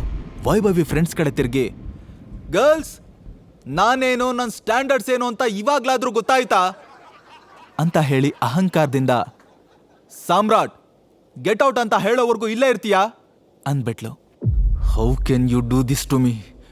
ಸಾಮ್ರಾಟ್ ಇದನ್ನ ಎಕ್ಸ್ಪೆಕ್ಟ್ ಮಾಡಿರ್ಲಿಲ್ಲ. ಜಗನ್ ನಗ್ತಾ ವೈಭವಿ ಕೆನೆಗೆ ಮುತ್ಕೊಟ್ಟು, ಇನ್ನೇನು ನಿನ್ನಂತ ಬಿಕಾರಿ ಜೊತೆ ಇವಳು ಲೈಫ್ ಲಾಂಗ್ ಈ ತರ ಸಿಂಗಲ್ ಪೀಸ್ ಕೇಕ್ ತಿನ್ಕೊಂಡೇ ಬದುಕ್ಬೇಕಾ ಅಂತ ಅವಮಾನ ಮಾಡ್ದ. ಸಾಮ್ರಾಟ್ ಕಣ್ಣಂಚು ಒದ್ದೆ ಆಗ್ತಿತ್ತು. ಕೋಪ ತಡ್ಕೊಳಕ್ಕಾಗ್ಲಿಲ್ಲ. ಕೈಲಿದ್ದ ಕೇಕ್ನ ಬಿಸಾಕಿ ಮುಷ್ಟಿ ಕಟ್ಟಿ ಜಗನ್ ಮುಖಕ್ಕೆ ಚಕ್ ಅಂತ ಒಂದ್ ಪಂಚ್ ಮಾಡೇ ಬಿಟ್ಟ. ಮೂಗಿಂದ ಬರ್ತಿರೋ ರಕ್ತನ ಜಗನ್ ಒರೆಸ್ಕೋತಾ, hey bastard, I will finish you ಅಂತ ಅಟ್ಯಾಕ್ ಮಾಡೋಕ್ ಹೋದ. ಬಟ್ ಸಾಮ್ರಾಟ್ ಕೊಟ್ಟ ಇನ್ನೊಂದು ಪಂಚ್ಗೆ ಅವನೇ ಪಂಚರ್ ಆಗೋದ. ವೈಭವಿ ಕಡೆ ತಿರುಗಿ ಸಾಮ್ರಾಟ್ ಆಕ್ರೋಶದಲ್ಲಿ, ತುಂಬಾ ದೊಡ್ಡ ತಪ್ಪು ಮಾಡ್ತಾ ಇದ್ಯಾ ವೈಭವಿ, ಇದಕ್ ನೀನ್ ರಿಗ್ರೆಟ್ ಮಾಡೇ ಮಾಡ್ತೀಯಾ, ಅವತ್ ನಾನ್ ಮಾತಾಡ್ತೀನಿ ಅಂತಂದು ಅಲ್ಲಿಂದ ಹೊರಟ್ಬಿಟ್ಟ. ಇವಾಗ ಅವನ್ಗೆ ನಿಜವಾಗ್ಲೂ ತಾನು ಅನಾಥ ಅನ್ನೋ ಫೀಲ್ ಕಾಡೋದಕ್ ಶುರುವಾಯ್ತು. ಆ ಸಿಟ್ಟು ಹತಾಶೆಲಿ ಬಾರಿಗೆ ಹೋದ. ನೋವು ತಣಿಯೋವರೆಗೂ ಕುಡ್ದು ಕೈಲಿದ್ದ ಬಾಟಲ್ನ ಕೋಪದಲ್ಲಿ ಒಡೆದು ಹಾಕ್ತ. ಫುಲ್ಲು ಟೈಟಾಗಿ ಓಲಾಡ್ಕೊಂಡು ಫುಟ್ಪಾತಲ್ಲಿ ಬ್ಯಾಲೆನ್ಸ್ ತಪ್ಪಿ ದಡಾರ್ ಅಂತ ಬಿದ್ದೋದ. ಆದ್ರೆ ಇಲ್ಲಿಗೆ ಎಲ್ಲ ಮುಗಿಲಿಲ್ಲ. At the same time young businessman Suraj car ಅದೇ ರೋಡಲ್ಲಿ ಬರ್ತಿತ್ತು. ಸಿಕ್ಕಾಪಟ್ಟೆ ಟೆನ್ಷನ್ನಲ್ಲಿ ಡ್ರೈವ್ ಮಾಡ್ತಾ ಫಾಸ್ಟ್ ಆಗಿ ಬರ್ತಿದ್ದ. ತಾತ ಶ್ರೀಕಂಠ ದತ್ ಕಟ್ಟಿದ ಕೊಂಡದ ಮನೆ ಸಾಮ್ರಾಜ್ಯಕ್ಕೆ ತಾನೇ ವಾರಸ್ದಾರ ಆಗ್ಬೇಕು ಅನ್ನೋ ಆಸೆ ಇರೋ ಸೂರಜ್ಗೆ ಅವನ ತಂಗಿ ಸಾನ್ಯಾ ಬಿಸಿ ತುಪ್ಪ ಆಗಿದ್ಲು. ತಾತನ್ ಪ್ರಕಾರ ಬಿಸ್ನೆಸ್ ನಡ್ಸೋಕೆ ಸೂರಜ್ಗಿಂತ ಸಾನ್ಯಾನೇ ಕೇಪಬಲ್ ಆಗಿದ್ಲು. ಸೂರಜ್ ಯಾವಾಗ್ಲೂ ತಾನೇ ಗ್ರೇಟ್ ಅಂತ ಪ್ರೂವ್ ಮಾಡ್ಕೊಳ್ಳೋದಕ್ಕೆ ಸರ್ಕಸ್ ಮಾಡ್ತಾನೆ ಇರ್ತಿದ್ದ. ಈಗ್ಲೂ ಕೂಡ ಸಾನ್ಯಾನ ಮಟ್ಟ ಹಾಕೋದಕ್ಕೆ ಅಂತ ಒಂದು ಕೆಟ್ಟ ಪ್ಲಾನ್ ಮಾಡ್ಕೊಂಡು ಹೊರಟಿದ್ದ. ಸಡನ್ ಆಗಿ ಕಾರ್ ನಿಲ್ಸಿ ರೋಡ್ ಮಧ್ಯದಲ್ಲಿ ಬಿದ್ದಿರೋ ಸಾಮ್ರಾಟ್ ಕಡೆ ನೋಡ್ದ. ಅವನ್ ತಲೆಗೆ ಒಂದು ಹುಚ್ಚು ಐಡಿಯಾ ಬಂತು. ಏಯ್, ಎತ್ಕೊಳ್ರ ಇವನನ್ನ, ಇನ್ನರ್ಧ ಗಂಟೆಯಲ್ಲಿ ಇವನು ಸಾನ್ಯಾ ರೂಮಲ್ಲಿ ಇರ್ಬೇಕು, ಇಂಥ ಒಳ್ಳೆ ಚಾನ್ಸ್ನ ಮಿಸ್ ಮಾಡ್ಕೋಬಾರ್ದು ಅಂತ ಜೊತೆಲಿರೋ ಗೂಂಡಾಗಳಿಗೆ ಹೇಳ್ದ. ಒಂದೇ ನಿಮಿಷದಲ್ಲಿ ಗೂಂಡಾಗಳು ಸಾಮ್ರಾಟ್ನ ಎತ್ತಾಕೊಂಡು ಹೊರಟ್ರು. ಸ್ವಲ್ಪ ಹೊತ್ತಲ್ಲಿ ಕಾರು 7 ಸ್ಟಾರ್ ಹೋಟೆಲ್ ಮುಂದೆ ಸ್ಟಾಪ್ ಆಯ್ತು.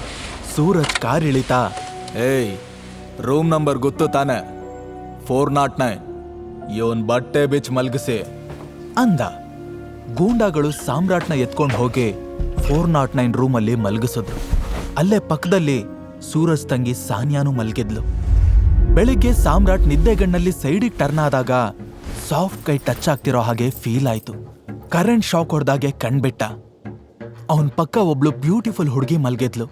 ಗಾಬರಿಯಾಗಿ ಎತ್ ಕೂತ್ಕೊಂಡ್ರೆ ಅವನ್ ಮೈ ಮೇಲೆ ಶರ್ಟು ಪ್ಯಾಂಟೇ ಇರ್ಲಿಲ್ಲ. ಅವನ್ಗೆ ಏನ್ ಮಾಡ್ಬೇಕು ಅಂತ ಗೊತ್ತಾಗ್ದೆ ಕನ್ಫ್ಯೂಷನ್ ಅಲ್ಲಿ ಒದ್ದಾಡ್ತಿದ್ದಾಗ ಸಾನ್ಯಾ ಕೂಡ ಎಚ್ಚರ ಆದ್ಲು. ಅವಳಿಗೆ ಏನೇನು ಅರ್ಥ ಆಗ್ಲಿಲ್ಲ. ಒಂದೇ ಸಲ ಚಂಡಮಾರುತ ಬಂದು ಮುಖ ಕಪ್ಪಳಿಸ್ದಂಗಾಯ್ತು. ಸರ್ರಂತ ಸಿಟ್ಟು ನೆತ್ತಿಗೇರಿ ಸಾಮ್ರಾಟ್ ಕಪಾಳಕ್ಕೆ ಎತ್ತಿ ಬಾರ್ಸೇ ಬಿಟ್ಲು.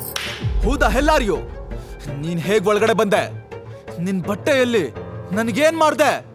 ರಾಸ್ಕಲ್, ಬಾಯ್ ಬಿಡೋ. ಪಾಪ ಸಾಮ್ರಾಟ್ಗೆ ರೋಡ್ ಮಧ್ಯದಲ್ಲಿ ನಿಂತಿದ್ದಷ್ಟೇ ನೆನಪು. ಸೊ ಅವನ್ ತಾನೇ ಏನ್ ಹೇಳ್ತಾನೆ. ಪಕ್ಕದಲ್ಲಿ ಸೂರಜ್ ತಂಗಿ ಸಾನ್ಯಾನು ಮಲ್ಗಿದ್ಲು. ಹೂದ ಹೆಲ್ಲಾರಿಯೋ, ನೀನ್ ಹೇಗ್ ಒಳಗಡೆ ಬಂದೆ? ನಿನ್ ಬಟ್ಟೆಯಲ್ಲಿ ನನ್ಗೇನ್ ಮಾಡ್ದೆ? ರಾಸ್ಕಲ್, ಬಾಯ್ ಬಿಡೋ. ಅದು ನಾನು ಅಂತ ತಡವರ್ಸ್ತಿದ್ದಾಗ್ಲೇ ಆ ರೂಮ್ ಡೋರ್ ದಡ್ ಅಂತ ಓಪನ್ ಆಯ್ತು. ನೋಡಿದ್ರೆ ಅಲ್ಲಿ ಸೂರಜ್ ಮತ್ತೆ ಅವನ ಗ್ಯಾಂಗ್ ನಿಂತಿತ್ತು. ಸಾನ್ಯಾಗೆ ಮಾತಾಡೋದಕ್ಕೆ ಬಿಡ್ದೆ, ಶೇಮ್ ಆನ್ ಯು ಸಾನ್ಯಾ, ನನಗೆ ಮೊದ್ಲಿಂದಾನು ಡೌಟ್ ಇತ್ತು. ಆದ್ರೆ ತಾತನ್ ಹೇಳಿದ್ರೆ ಸಾನ್ಯಾ ಬಂಗಾರದಂತ ಹುಡುಗಿ ಅಂತಿದ್ರು. ಅವ್ರ ಮುದ್ದಿನ ಮೊಮ್ಮಗಳು ಕಾಗೆ ಬಂಗಾರ ಅಂತ ತೋರ್ಸೋದಕ್ಕೆ ತಾತನ್ನ ಇಲ್ಲಿ ಕರ್ಕೊಂಡ್ ಬಂದಿದ್ದೀನಿ. ನಿನ್ ಕರ್ಮಕಾಂಡನ ಅವರು ಲೈವ್ ಆಗಿ ನೋಡ್ಲಿ ಅಂತ. ತಾತ ಅಂದ್ ಕೂಡ್ಲೆ ಸಾನ್ಯಾಗೆ ಇಡೀ ಮೈ ನಡುಗೋಯ್ತು. ಅವಳು ಕೈ ಜೋಡಿಸಿ, ಅಣ್ಣ ಬಿಲೀವ್ ಮಿ, ಇಲ್ಲೇನ್ ನಡೀತಿದೆ ಅಂತಾನೆ ನನ್ಗೆ ಅರ್ಥ ಆಗ್ತಿಲ್ಲ. ಈ ಹುಡುಗನ್ನ ನಾನು ನೋಡ್ತಾ ಇರೋದು ಇದೇ ಫಸ್ಟ್ ಟೈಮ್ ಅಂತ ಬೇಡ್ಕೊಂಡ್ಲು. ಶ್ರೀಕಂಠ ದತ್ತ ಒಳಗ್ ಬಂದ್ರು. ಸಾನ್ಯಾ ಕಂಡೀಷನ್ ನೋಡಿ ಅವ್ರ ಕಣ್ಣು ಕೆಂಡ ಆಯ್ತು. ನಾನ್ ನಿನ್ನಿಂದ ಇದನ್ನೆಲ್ಲ ಎಕ್ಸ್ಪೆಕ್ಟ್ ಮಾಡಿರ್ಲಿಲ್ಲ ಸಾನ್ಯಾ. ತಾತ ಪ್ಲೀಸ್ ಟ್ರಸ್ಟ್ ಮೀ, ನೀವ್ ಅನ್ಕೊಂಡಿರೋ ಹಾಗೆ ಏನೂ ಇಲ್ಲ. ಇವನ್ ಯಾರು ಅಂತನೂ ನನಗೆ ಗೊತ್ತಿಲ್ಲ ಅಂತ ಗೋಗರದ್ಲು. ಶ್ರೀಕಂಠ ದತ್ತ ಸಿಟ್ಟಲ್ಲಿ, ಕೊಂಡೋದ್ ಮನೆ ಫ್ಯಾಮಿಲಿ ಪರಂಪರೆ ಏನು, ರೀತಿ ರಿವಾಜ್ ಏನು ಅಂತ ನಿನಗೆ ಗೊತ್ತಿದೆ ತಾನೆ. ಗೊತ್ತಿದ್ದು ತಪ್ಪು ಮಾಡಿದ್ಯಾ ಅಂದಮೇಲೆ ಶಿಕ್ಷೆ ಆಗ್ಲೇಬೇಕಲ್ವಾ ಅಂತ ಹೇಳಿ ಸಾಮ್ರಾಟ್ ಕಡೆ ನೋಡ್ಕೊಂಡು ಹಲ್ ಕಚ್ತಾ, ನೀನು ನನ್ನ ಮೊಮ್ಮಗಳ ಜೊತೆ ಮಲಗಿದ್ದೆ ಅಲ್ವಾ? ನಮ್ಮ ಕುಟುಂಬದ ರೂಲ್ಸ್ ಪ್ರಕಾರ ಇನ್ನು ಮುಂದೆ ನೀನೇ ನಮ್ಮ ವಂಶದ ಅಳಿಯ. ಇನ್ನು ಚರ್ಚೆ ಬೇಡ ಅಂತ ಅಬ್ಬರ್ಸಿದ್ರು. ವೇಟ್, ನಮ್ಮಿಬ್ರು ನಡುವೆ ಅಂತ ಏನೂ ನಡೆದಿಲ್ಲ. ಸಾಮ್ರಾಟ್ ಬೇಡ್ಕೊಂಡ. ಅವನ್ ಪ್ಯಾಂಟ್ ಹಾಕ್ತಾ ಇರೋದನ್ನ ಶ್ರೀಕಂಠ ದತ್ತ ಅವರು ಅಬ್ಸರ್ವ್ ಮಾಡಿ, ಓ ಹೌದಾ ಅಂತ ವ್ಯಂಗ್ಯ ಮಾಡ್ತಾ ಗಾರ್ಡ್ಸ್ ಕಡೆ ನೋಡಿದ್ರು. ಅಷ್ಟೇ, ಎಲ್ರೂ ಸಾಮ್ರಾಟ್ಗೆ ಹಿಗ್ಗಾಮುಗ್ಗ ಬಾರಿಸೋದಕ್ಕೆ ಶುರು ಮಾಡಿದ್ರು. ಅವನ್ಗೆ ರಿಟರ್ನ್ ಹೊಡೆಯೋಷ್ಟು ಶಕ್ತಿ ಇದ್ರೂ ಕೂಡ ಇಲ್ಲೇನಾಗ್ತಿದೆ, ಇವರೆಲ್ಲ ಯಾರು ಅಂತ ಯೋಚಿಸ್ತಾ ಸೈಲೆಂಟ್ ಆಗಿದ್ದ. ಶ್ರೀಕಂಠ ದತ್ತ ಸಾನ್ಯಾ ಕಡೆ ತಿರುಗಿ, ಸಾನ್ಯಾ, ನನ್ನ ಮಾತಿಗೆ ಬೆಲೆ ಕೊಡ್ತೀಯ ಅಲ್ವಾ? ಇವಾಗ ಇವನನ್ನ ಹಾಸ್ಪಿಟಲ್ ಕರ್ಕೊಂಡು ಹೋಗು. ಇವತ್ತು ಸಂಜೆ ಅಕ್ರಮ್ ಪಾರ್ಟಿಗೆ ಇನ್ವೈಟ್ ಮಾಡಿದಾನೆ, ಅಲ್ಲಿಗೆ ಹೋಗ್ಬೇಕು. ನೀನೊಬ್ಳೇ ಅಲ್ಲ, ಜೊತೆಲಿ ಅವನೂ ಬರಬೇಕು ಅಂತ ಆರ್ಡರ್ ಮಾಡೋ ತರ ಹೇಳಿ ಅಲ್ಲಿಂದ ಹೊರಟ್ರು. ಆ ಪಾರ್ಟಿ ನಡೀತಿದ್ದ ಪ್ಲೇಸ್ ಕೋಟೆ ತರ ಇತ್ತು. ಬೌನ್ಸರ್, ಸೆಕ್ಯೂರಿಟಿಗಳು ಎಲ್ರೂ ಮೆಷಿನ್ ಗನ್ ಹಿಡ್ಕೊಂಡು ನಿಂತಿದ್ರು. ಒಳಗ್ ಹೋದಾಗ ಮೊದಲು ಸಾಮ್ರಾಟ್ ಕಣ್ಣಿಗೆ ಕಂಡಿದ್ದು ಅವನ್ ಶತ್ರು ಜಗನ್. ಅವನಿಂದಾನೇ ಸಾಮ್ರಾಟ್ಗೆ ಈ ಸ್ಥಿತಿ ಬಂದಿತ್ತು. ಸಾಮ್ರಾಟ್ ಕೊಟ್ಟಿದ್ದ ಪಂಚ್ಗೆ ಜಗನ್ ಮೂಗು ಪಂಚರ್ ಆಗಿ ಪ್ಲಾಸ್ಟರ್ ಹಾಕೊಂಡಿದ್ದ. ಜಗನ್ ವ್ಯಂಗ್ಯ ಮಾಡ್ತಾ, ಏಯ್ ಬಾಸ್ಟರ್ಡ್, ನೀನಿಲ್ಲೇನೋ ಮಾಡ್ತಿದ್ಯಾ? ಇಲ್ಲೂ ಸಿಂಗಲ್ ಪೀಸ್ ಕೇಕ್ ಡೆಲಿವರಿ ಮಾಡೋಕ್ ಬಂದ್ಯಾ? ಸಾಮ್ರಾಟ್ ಮುಷ್ಟಿ ಬಿಗಿ ಹಿಡಿದು ಕೋಪ ಕಂಟ್ರೋಲ್ ಮಾಡ್ಕೋತಿರುವಾಗ್ಲೇ ಸಾನ್ಯಾ ಅವ್ರ ಮಧ್ಯೆ ಬಂದು ಫರ್ಮ್ ಆಗಿ, ಈಸ್ ಮೈ ಹಸ್ಬೆಂಡ್ ಅಂದ್ಲು. ವಾಟ್? ನಿನ್ಗೇನ್ ಹುಚ್ಚ? ಈ ಯೂಸ್ಲೆಸ್ನ ಮದ್ವೆ ಆಗಿದ್ಯಾ? ಯಾವಾಗ? ಸಾಮ್ರಾಟ್ ಸಿಟ್ಟಲ್ಲಿ, ನಾಲ್ಗೆ ಬಿಗಿ ಹಿಡ್ದು ಮಾತಾಡು, ಇಲ್ಲ ಅಂದ್ರೆ ಇಲ್ಲ ಅಂದ್ರೆ ಏನೋ ಮಾಡ್ತೀಯಾ? ಹೊಡಿತ್ಯಾ? ಇಲ್ಲಿಗೆ ಬಂದು ಹೊಡೆಯೋಷ್ಟು ಧೈರ್ಯ ಇದ್ಯಾ ನಿನ್ಗೆ? ಗಂಡ್ಸಾಗಿದ್ರೆ ಹೊಡೆಯೋ ನೋಡೋಣ. ತಕ್ಷಣ ಸಾಮ್ರಾಟ್ ಟ್ರಿಗರ್ ಆದ. ಮುಷ್ಟಿ ಬಿಗಿ ಮಾಡ್ತಿದ್ದ ಹಾಗೆ, ಏನ್ ನಡೀತಿದೆ ಇಲ್ಲಿ ಅನ್ನೋ ಒಂದು ಸ್ಟ್ರಾಂಗ್ ವಾಯ್ಸ್ ಕೇಳಿಸ್ತು. ಅಲ್ಲಿ ಪಾರ್ಟಿನ ಆರ್ಗನೈಸ್ ಮಾಡಿರೋ ಅಕ್ರಮ್ ನಿಂತಿದ್ದ.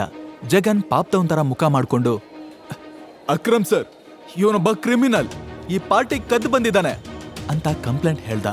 ಅಕ್ರಮ್ ಗುರಾಯಿಸ್ತಾ ಸಾಮ್ರಾಟ್ ಹತ್ರ ಬಂದು, you are not invited here.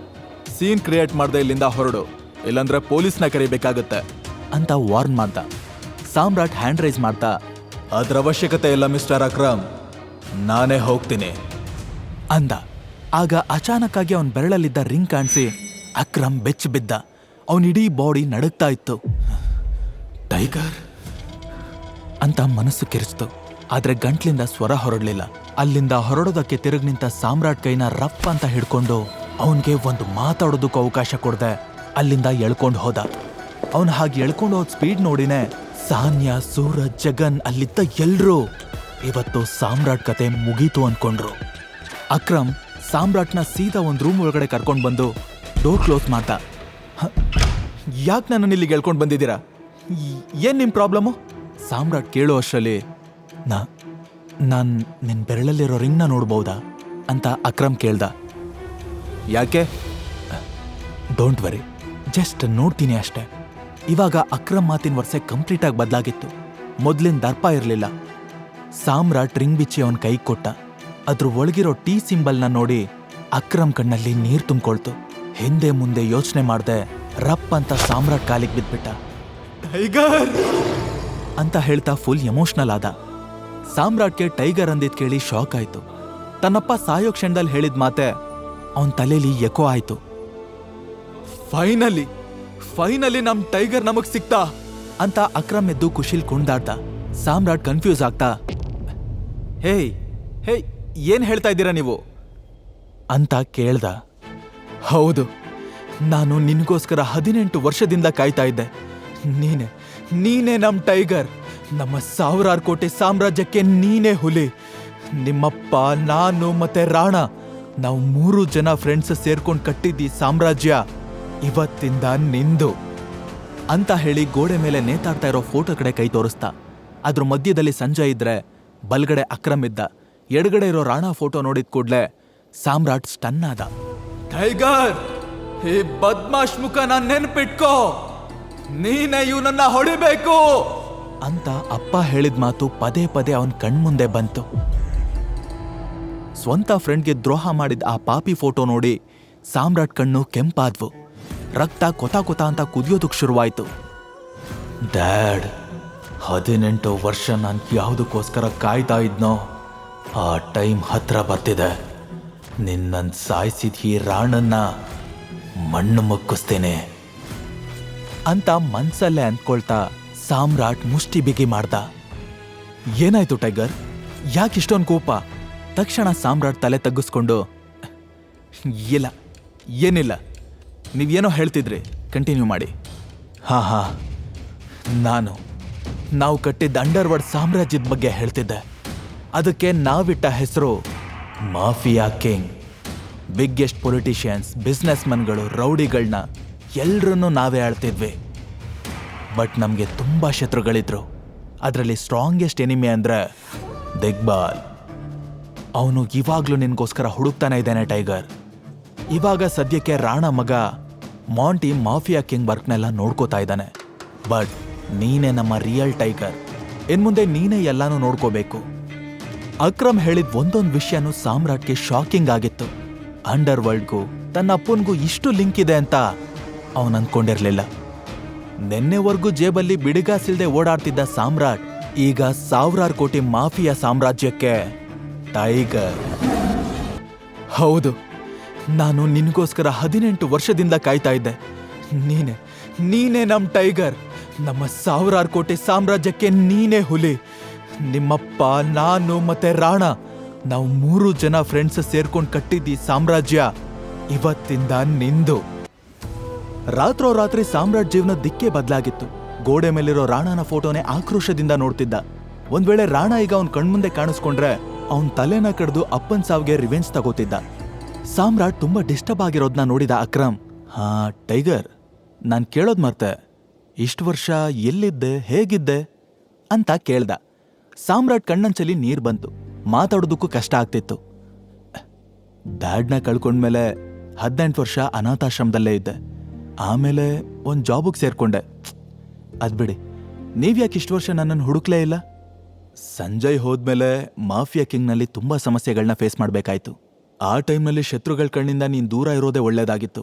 ಅದಕ್ಕೋಸ್ಕರ 4-5 ವರ್ಷ ನೀನನ್ನ ಹುಡುಕಕ್ಕೆ ಹೋಗ್ಲಿಲ್ಲ. ಅಷ್ಟರಲ್ಲಿ ನಮ್ ಪುಟ್ಟ ಟೈಗರ್ ದೊಡ್ಡವನಾಗಿದ್ದ. ಹುಡುಕಿದ್ರೂ ಗುರ್ತಿಡಿಯೋದಕ್ಕಾಗ್ಲಿಲ್ಲ. ಆಕ್ಚುಲಿ ಈಗ ನೀನ್ ಸಿಕ್ಕಿರೋ ವಿಷಯನ ಮಾಂಟಿ ಮತ್ತೆ ಉಳ್ದೋರ್ಗೆಲ್ಲ ಹೇಳ್ಬೇಕು. ನನ್ನ ಹಾಗೆ ಅವರು ಕೂಡ ಖುಷಿ ಪಡ್ತಾರೆ ಅಂತ ಎಕ್ಸೈಟ್ ಆಗಿ ಹೇಳ್ದ. ರಾಣನ್ ಮಗನ ಹೆಸರು ಕೇಳ್ತಿದ್ ಕೂಡ್ಲೆ ಸಾಮ್ರಾಟ್ ಮುಖ ಕೆಂಪಾಯ್ತು. ಅವನ್ಗೆ ಮಾಂಟಿನ ಮೀಟ್ ಮಾಡೋದು ಇಷ್ಟ ಇರ್ಲಿಲ್ಲ. ಹೇ ಟೈಗರ್, ಏನ್ ಯೋಚಿಸ್ತಿದ್ಯಾ?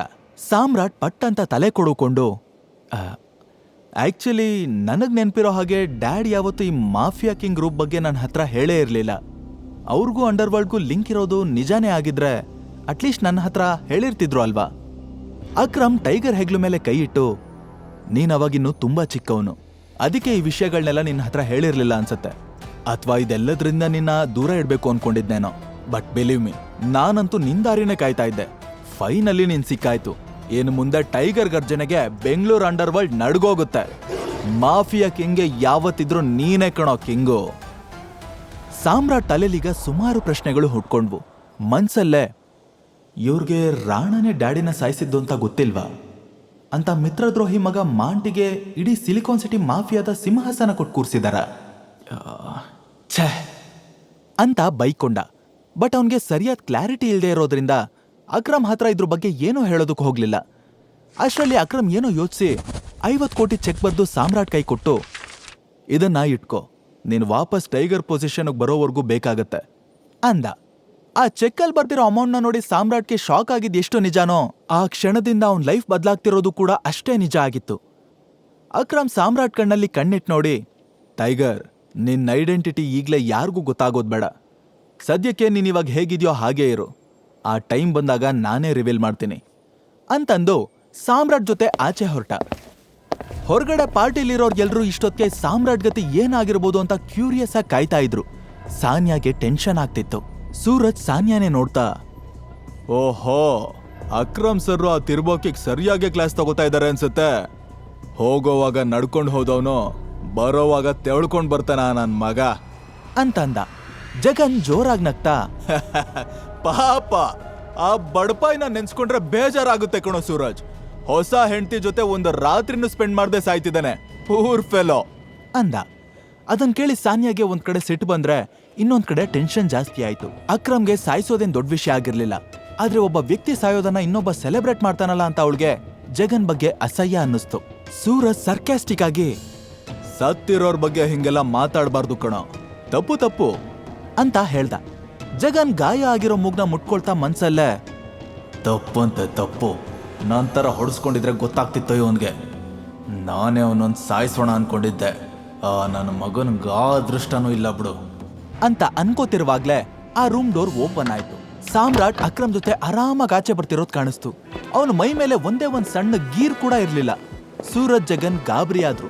ಸಾಮ್ರಾಟ್ ಇಷ್ಟೊಂದು ಆರಾಮಾಗಿ ಹೊರಗೆ ಬರ್ತಾನೆ ಅಂತ ಅನ್ಕೊಂಡಿರ್ಲಿಲ್ಲ. ಬಟ್ ಸಾನ್ಯಾ ಸದ್ಯ ಅವನ್ ಜೀವಂತವಾಗಿ ವಾಪಸ್ ಬಂದಲ್ಲ ಅಂತ ನಿಟ್ಟುಸಿರು ಬಿಟ್ಲು. ಸೂರಜ್ ಶಾಕ್ ಆಗಿ, ಅಕ್ರಮ್ ಸರ್ ಅವನ್ನ ಟಚ್ಚು ಮಾಡಿಲ್ಲ ಅನ್ಸುತ್ತೆ ಅಂದ. ನಂದು ಅದೇ ಕ್ವಶನ್ನು, ಇಷ್ಟೊತ್ತು ಆ ರೂಮಲ್ಲಿ ಮತ್ತಿನ್ನೇನ್ ಮಾಡ್ತಿದ್ರು? ಅಟ್ಲೀಸ್ಟ್ ಅಕ್ರಮ್ ಸರ್ ಅವನ್ ಮೂತಿಗೊಂದ್ ಪಂಚಾದ್ರೂ ಕೊಡ್ಬೇಕಿತ್ತು ಅಂತ ಜಗನ್ ಡಿಸಪಾಯಿಂಟ್ ಆದ. ಆ ಕಡೆ ಅಕ್ರಮ್ ಮುಖದಲ್ಲಿ ಎಲ್ಲೆಲ್ಲದ ಖುಷಿ ಎದ್ದು ಕಾಣಿಸ್ತಿತ್ತು. ಅದನ್ನ ನೋಡಿದ್ಮೇಲಂತೂ ಎಲ್ರೂ ಇನ್ನಷ್ಟು ಕನ್ಫ್ಯೂಸ್ ಆದ್ರು. ಅಷ್ಟ್ರಲ್ಲಿ ಅಕ್ರಮ್ ಲೌಡ್ ವಾಯ್ಸಲ್ಲಿ, ಇವನು ಸಾಮ್ರಾಟ್, ನನ್ ಗೆಳೆಯನ್ ಮಗ, ಐ ಮೀನ್ ನನ್ ಹಳೆ ಡ್ರೈವರ್ ಮಗ ಅಂತ ಎಲ್ರಿಗೂ ಇಂಟ್ರೊಡ್ಯೂಸ್ ಮಾಡ್ದ. ಡ್ರೈವರ್ ಮಗ ಅನ್ನೋ ಪದ ಕೇಳಿ ಜಗನ್ ಮತ್ತೆ ಸೂರಜ್ ಸ್ವಲ್ಪ ಖುಷಿ ಆದ್ರು. ಅಷ್ಟ್ರಲ್ಲಾಗ್ಲೇ ಅಕ್ರಮ್ ಸಾಮ್ರಾಟ್ ಬೆಂತಟ್ಟಿ ಮಿಸ್ಟೀರಿಯಸ್ ಆಗಿ ಸ್ಮೈಲ್ ಮಾಡ್ತಾ, ಎಂಜಾಯ್ ದ ಪಾರ್ಟಿ ಅಂದು ಅಲ್ಲಿಂದ ಹೋದ. ಅವನು ಸಾಮ್ರಾಟ್ನ ಅಷ್ಟೊಂದು ಸ್ಪೆಷಲ್ ಆಗಿ ಟ್ರೀಟ್ ಮಾಡೋದನ್ನ ನೋಡಿ ಅವರಿಬ್ರಿಗೂ ಹೊಟ್ಟೆ ಉರ್ದೋಯ್ತು. ಆದ್ರೆ ಸಾಮ್ರಾಟ್ ಪಾರ್ಟಿ ಎಂಜಾಯ್ ಮಾಡೋ ಮೂಡಲ್ಲಿರ್ಲಿಲ್ಲ. ತಲೆ ತುಂಬಾ ರಾಣಾನೇ ತುಂಬಿಕೊಂಡಿದ್ದ. ನಿನ್ಗೇನು ಆಗಿಲ್ಲ ತಾನೆ, ಚೆನ್ನಾಗಿದ್ಯಾ ಅಲ್ವಾ ಅಂತ ಸಾಫ್ಟಾಗಿ ಕೇಳಿದ್ಲು. ಸಾಮ್ರಾಟ್ ಆಶ್ಚರ್ಯದಿಂದ, ನಿನ್ಗೆ ನನ್ನ ಮೇಲೆ ಯಾವಾಗ್ಲಿಂದ ಇಷ್ಟೊಂದು ಕನ್ಸರ್ನ್ ಶುರುವಾಯ್ತು ಅಂತ ಕೇಳ್ದ. ಕನ್ಸನ್ನೂ ಇಲ್ಲ ಮಣ್ಣೂ ಇಲ್ಲ, ನಿನ್ ಜೀವಂತವಾಗಿ ವಾಪಸ್ ಬರಲ್ವೇನೋ ಅನ್ಕೊಂಡಿದ್ದೆ. ಆದ್ರೆ ಒಂದ್ ವಿಷಯ ನೆನ್ಪಿಟ್ಕೋ, ನಿನಗ್ ಬದುಕೋ ಆಸೆ ಇದ್ರೆ ನನ್ನಿಂದ ದೂರ ಇರು ಅಂತ ಹೇಳಿ ಮೂಗ್ ಮುರಿದ್ಲು. ಸಾಮ್ರಾಟ್ ಕನ್ಫ್ಯೂಸ್ ಆಗಿ ಏನೋ ಕೇಳ್ಬೇಕು ಅನ್ಕೋತಿರುವಾಗ್ಲೇ ಜಗನ್ ಮತ್ತೆ ಸೂರಜ್ ಇಬ್ರು ಸಾಮ್ರಾಟ್ ಹತ್ರ ಬಂದ್ರು. ಜಗನ್ ಕ್ಯೂರಿಯಸ್ ಆಗಿ, ಹೇಯ್, ಒಳಗಡೆ ಅಕ್ರಮ್ ಸರ್ ನಿನ್ ಜೊತೆ ಏನ್ ಮಾತಾಡಿದ್ರೋ ಅಂತ ಕೇಳ್ದ. ಸಾಮ್ರಾಟ್ ಕಾಲಿಳಿಯೋ ತರ, ಜಗನ್ ಅನ್ನೋ ಒಬ್ಬ ಮುಟ್ಟಾಳ ಇದ್ದಾನೆ, ಅವನು ಬಂದು ಇದೇ ಪ್ರಶ್ನೆ ನಿನ್ನ ಹತ್ರ ಕೇಳ್ತಾನೆ, ಆಗ ಅವನ್ಗೆ ಏನೋ ಹೇಳ್ಬೇಡ ಅಂತ ಹೇಳ್ತಾ ಇದ್ರು ಅಂತ ಹೇಳಿ ಅಲ್ಲಿಂದ ಮುಂದೆ ಹೋದ. ಅವನ್ ಹೋಗೋದನ್ನೇ ನೋಡ್ತಾ ಜಗನ್ ಸಿಟ್ಟಲ್ಲಿ, ಲೋಫರ್, ಎಷ್ಟು ಕೊಬ್ಬು ಇವನ್ಗೆ, ಅಂಡರ್ ವರ್ಲ್ಡ್ ಡಾನ್ ತರ ಬಿಲ್ಡಪ್ ಕೊಡ್ತಾನೆ ನನ್ ಮಗ. ಪಾರ್ಟಿ ಮುಗಿದ್ಮೇಲೆ ಸಾಮ್ರಾಟ್ ಸಾನ್ಯಾ ಇಬ್ರು ಹೋಗಿ ಕಾರಲ್ಲಿ ಕೂತ್ರು. ಸಾಮ್ರಾಟ್ ಡ್ರೈವರ್ ಕಡೆ ನೋಡಿ, ನನ್ ಮನೆ ಇಲ್ಲೇ ಹತ್ರದಲ್ಲಿದೆ, ಸೊ ಅಲ್ಲಿಗೆ ನಡೀರಿ ಅಂದ. ವಾಟ್, ನಿನ್ ಮನೆಗ? ನಾನ್ ನಿನ್ ಜೊತೆ ನಿನ್ ಮನೇಲಿ ಇರ್ತೀನಿ ಅಂತ ಅದ್ ಹೇಗ್ ಅನ್ಕೊಂಡೆ? ನಿನ್ ಸ್ಥಿತಿನೇ ಹೀಗಿದೆ, ಇನ್ನು ನಿನ್ ಮನೆ ಸ್ಥಿತಿ ಅದ್ ಹೇಗಿದ್ಯೋ ಏನೋ. ಪಾರ್ಟಿ ಮುಗಿದ್ಮೇಲೆ ಸಾಮ್ರಾಟ್ ಸಾನ್ಯಾ ಇಬ್ರು ಹೋಗಿ ಕಾರಲ್ಲಿ ಕೂತ್ರು. ಸಾಮ್ರಾಟ್ ಡ್ರೈವರ್ ಕಡೆ ನೋಡಿ, ನನ್ ಮನೆ ಇಲ್ಲೇ ಹತ್ರದಲ್ಲಿದೆ, ಸೊ ಅಲ್ಲಿಗೆ ನಡೀರಿ ಅಂದ. ವಾಟ್, ನಿನ್ ಮನೆಗ? ನಾನ್ ನಿನ್ ಜೊತೆ ನಿನ್ ಮನೇಲಿ ಇರ್ತೀನಿ ಅಂತ ಅದ್ ಹೇಗ್ ಅನ್ಕೊಂಡೆ? ಅರ, ನಾನ್ ನಿನ್ ಗಂಡ ಅಂದ್ಮೇಲೆ ನೀನ್ ನನ್ ಮನೇಲಿರ್ದ ಇನ್ಯಾರ ಮನೇಲಿ ಇರ್ತೀಯ? ನಿನ್ ಕೆಲ್ಸಕ್ ಬರ್ದಿರೋ ಯೋಚನೆಗಳನ್ನೆಲ್ಲ ನಿನ್ ಜೇಬಲ್ಲೇ ಇಟ್ಕೋ. ಮೊದ್ಲು ನೀನ್ ನನ್ ಬೆಡ್ ಮೇಲೆ ಹೇಗ್ ಬಂದೆ ಅಂತ ಬುಗಳು. ಎಸ್, ಆಕ್ಚುಲಿ ನಾನು ಕೂಡ ನಿನ್ನ ಇದೇ ಪ್ರಶ್ನೆ ಕೇಳ್ಬೇಕು ಅನ್ಕೊಂಡಿದ್ದೆ. ನೀನೇ ಇದಕ್ಕೆ ಉತ್ತರ ಕೊಡ್ಬೇಕು. ಹೇಗ್ ಬಂದೆ? ಸಾನಿಯಾಗೆ ಪಿತ್ತ ನೆತ್ತಿಗೆರ್ತು. ನನ್ನ ಮುಂದೆನೆ ಅಧಿಕ ಪ್ರಸಂಗ ಮಾಡ್ತೀಯಾ?